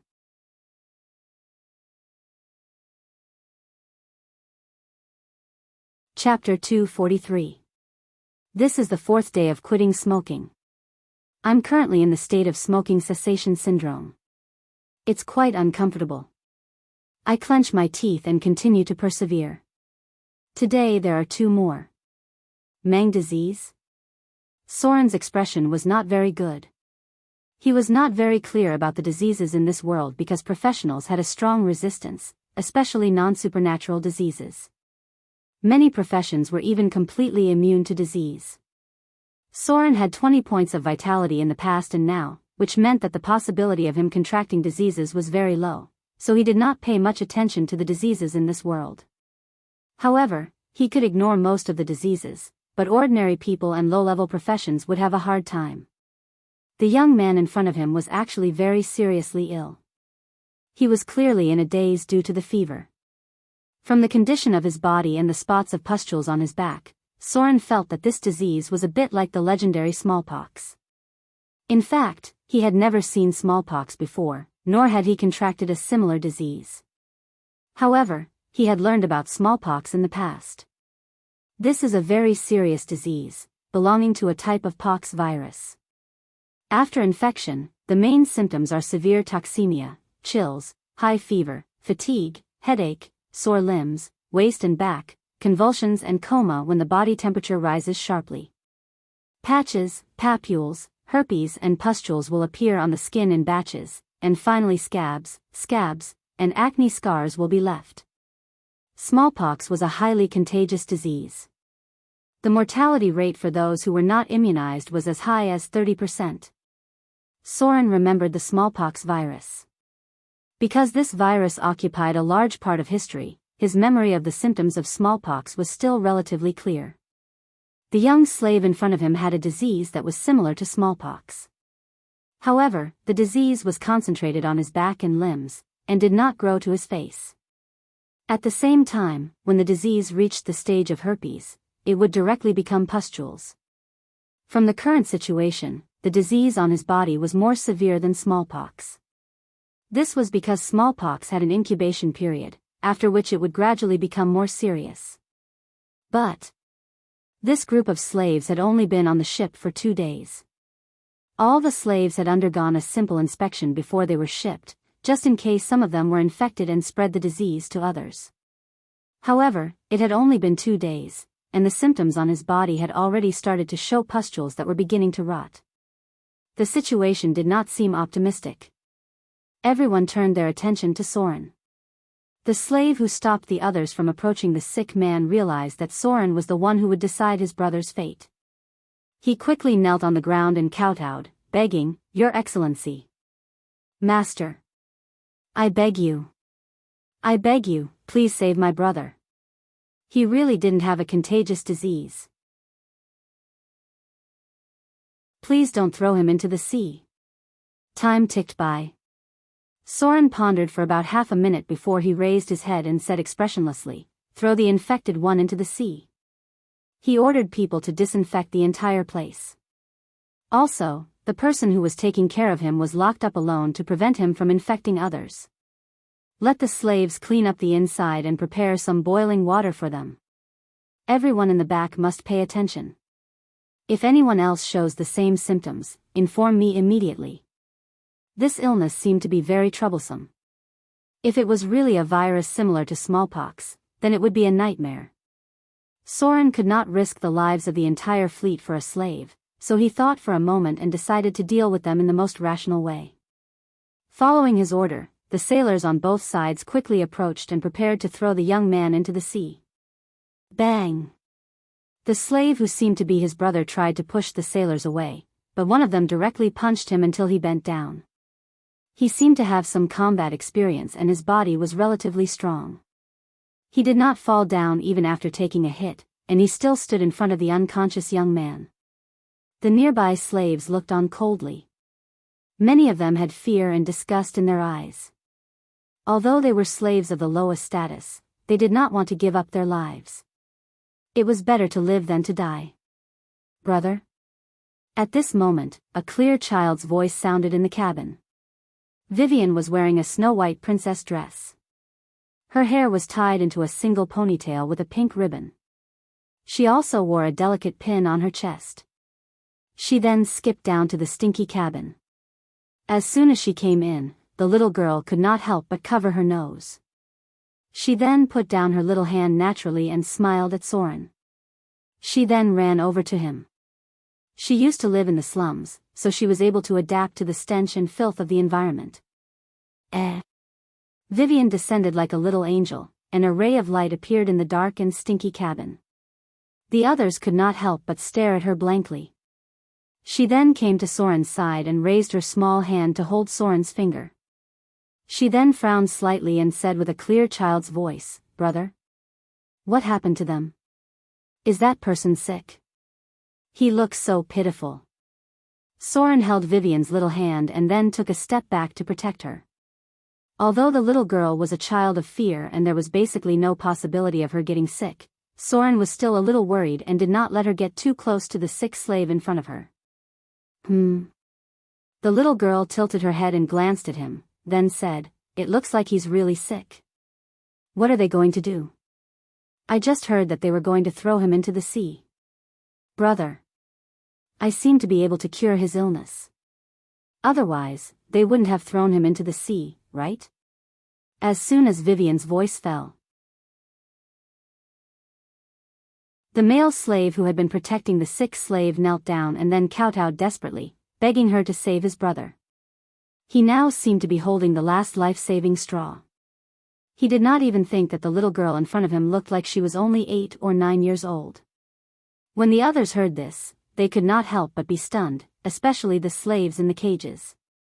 At this moment, they could not help but look at Vivian, who was like a little angel descending.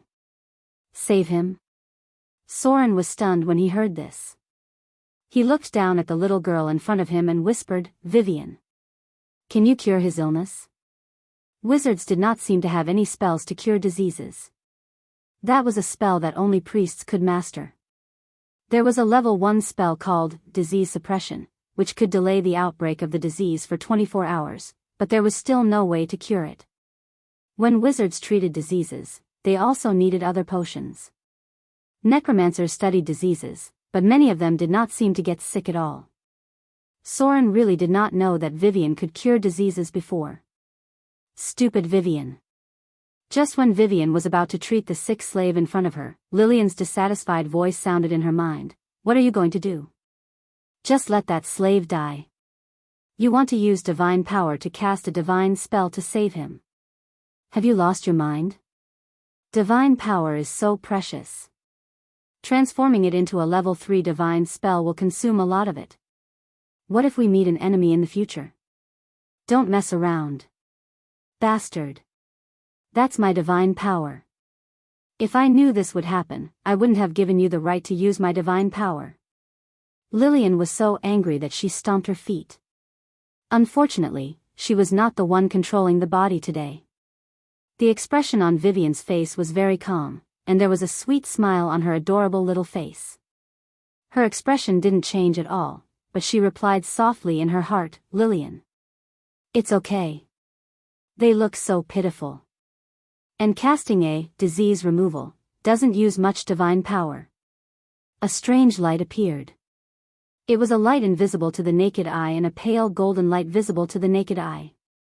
The former appeared in Soren's eyes, while the latter was seen by the others. What Soren saw was Vivian casting a level 3 divine spell, disease removal, like an arcane spell. What the others saw was a pale golden light appearing on the little girl's white hand. The light revealed a sacred aura and power, and they could not help but feel awe, as if they had seen a miracle. The power of magic was so powerful. As Vivian cast a disease removal on the young slave in front of her, the disease on his body began to recover rapidly, especially the pustules that gradually began to rot. They were almost healed at a speed visible to the naked eye. Although the power of magic could not fully restore his body, the disease on his body was completely cured. It was just that his body was weak because of the disease. "Thank you. Thank you. Thank you." The male slave in front of him looked at his younger brother, who was gradually waking up and regaining some color on his face. He immediately knelt down and kissed the ground under Vivian's feet. He did not dare to kiss the shoes of the angel-like little girl in front of him because he was afraid that he would profane her holiness. So, he could only kiss the ground under her feet to express his gratitude. The young man seemed to be gradually waking up. He looked at the others in front of him, and then was pulled by his older brother to kowtow several times. The matter seemed to have been resolved. Vivian's spell cured the sick slave, and even the air around him seemed to have been purified. The little girl smiled obediently, and then she held Soren's hand and left. She did not know the names of the 2 slaves. She simply felt sorry for them and wanted to help them because Vivian was actually a very kind little girl. The 2 quickly left the cabin, and the sailors began to arrange for people to clean up. The slaves were still locked in small cages, but they had just remembered an angel-like little girl. She was a very kind-hearted little girl. She was even willing to use a mysterious spell to save a lowly slave. Although she was not the one who saved them, her actions made them feel good and grateful. However, today was only the first time they saw the little girl.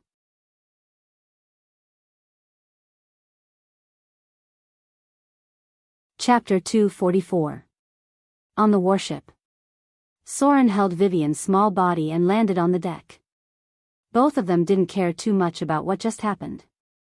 In Soren's eyes, it was just Vivian saving a slave, but in Vivian's eyes, she just helped a very pitiful person. Both of them didn't notice the changes in the slaves, especially the two slaves who were helped by Vivian.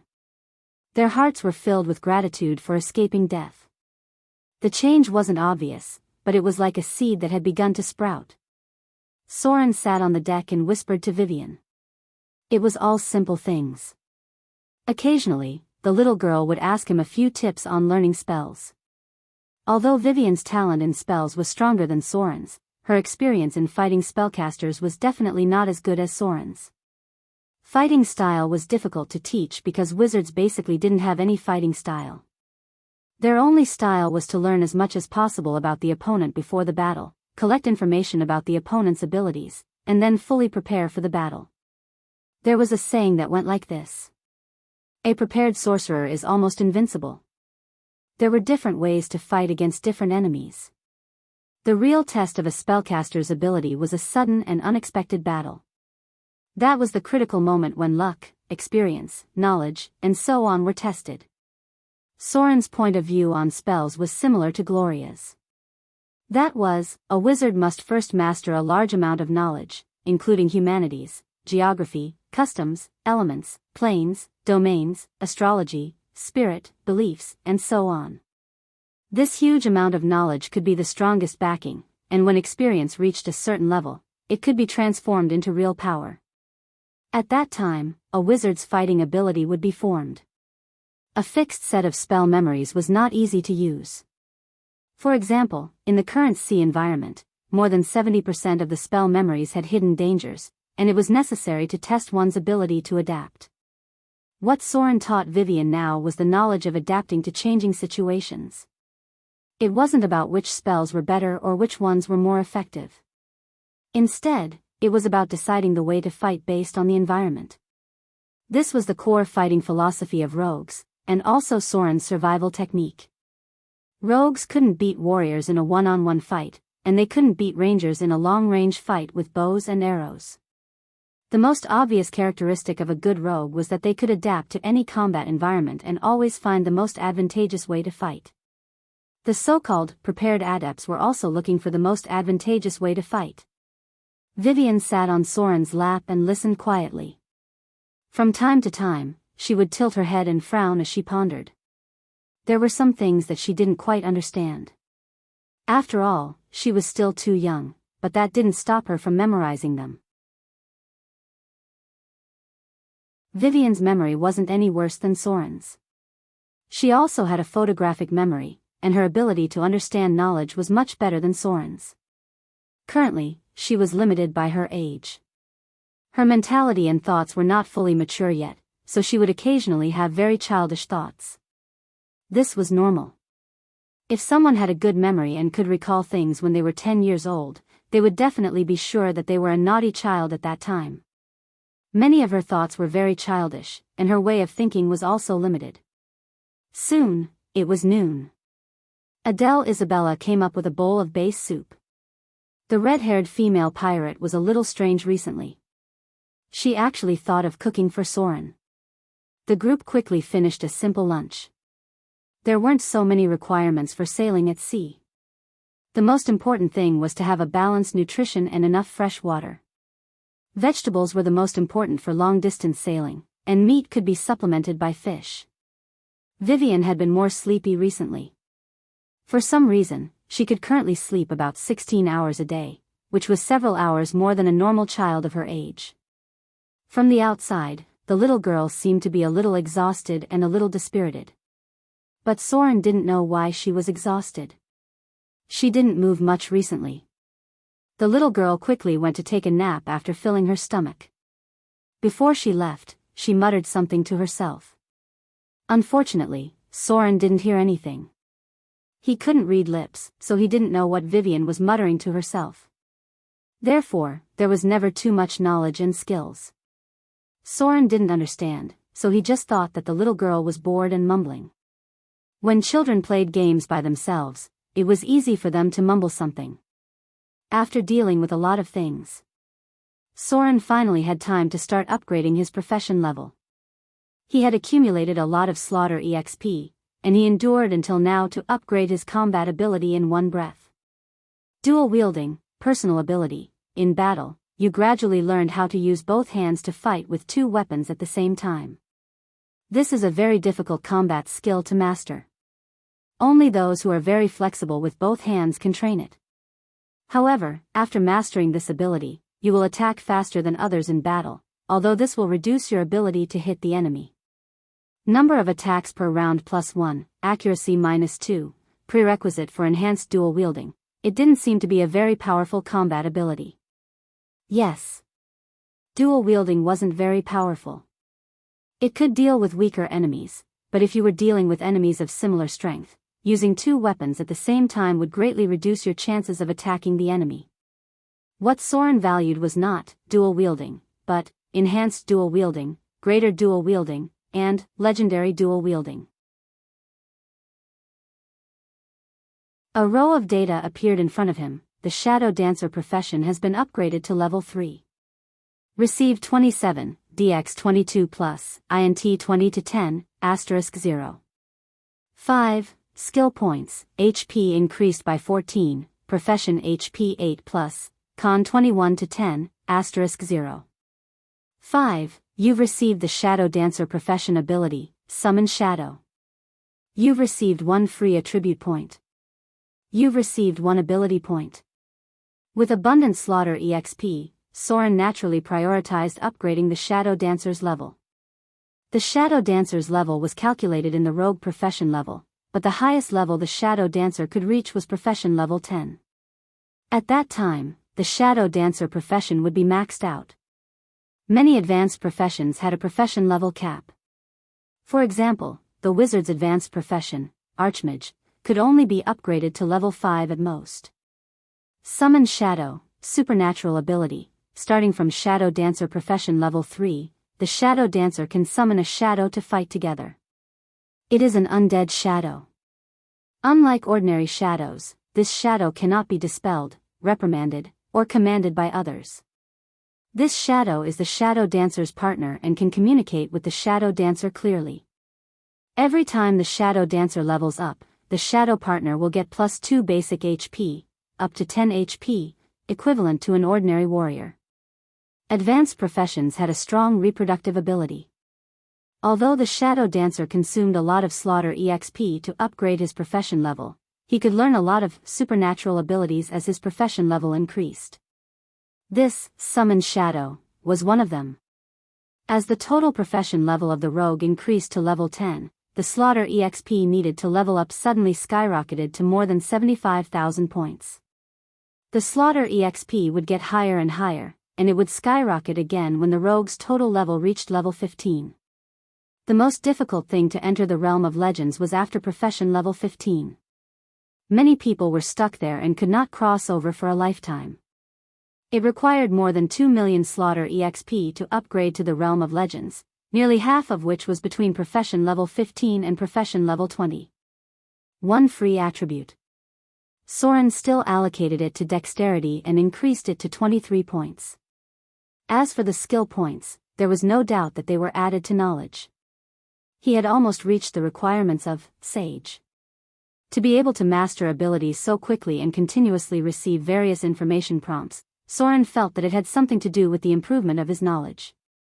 Finally, this was the advanced ability that Soren was most concerned about, enhanced dual wielding. Enhanced dual wielding, personal ability. As the number of battles increases, you feel more comfortable with how to use weapons with both hands.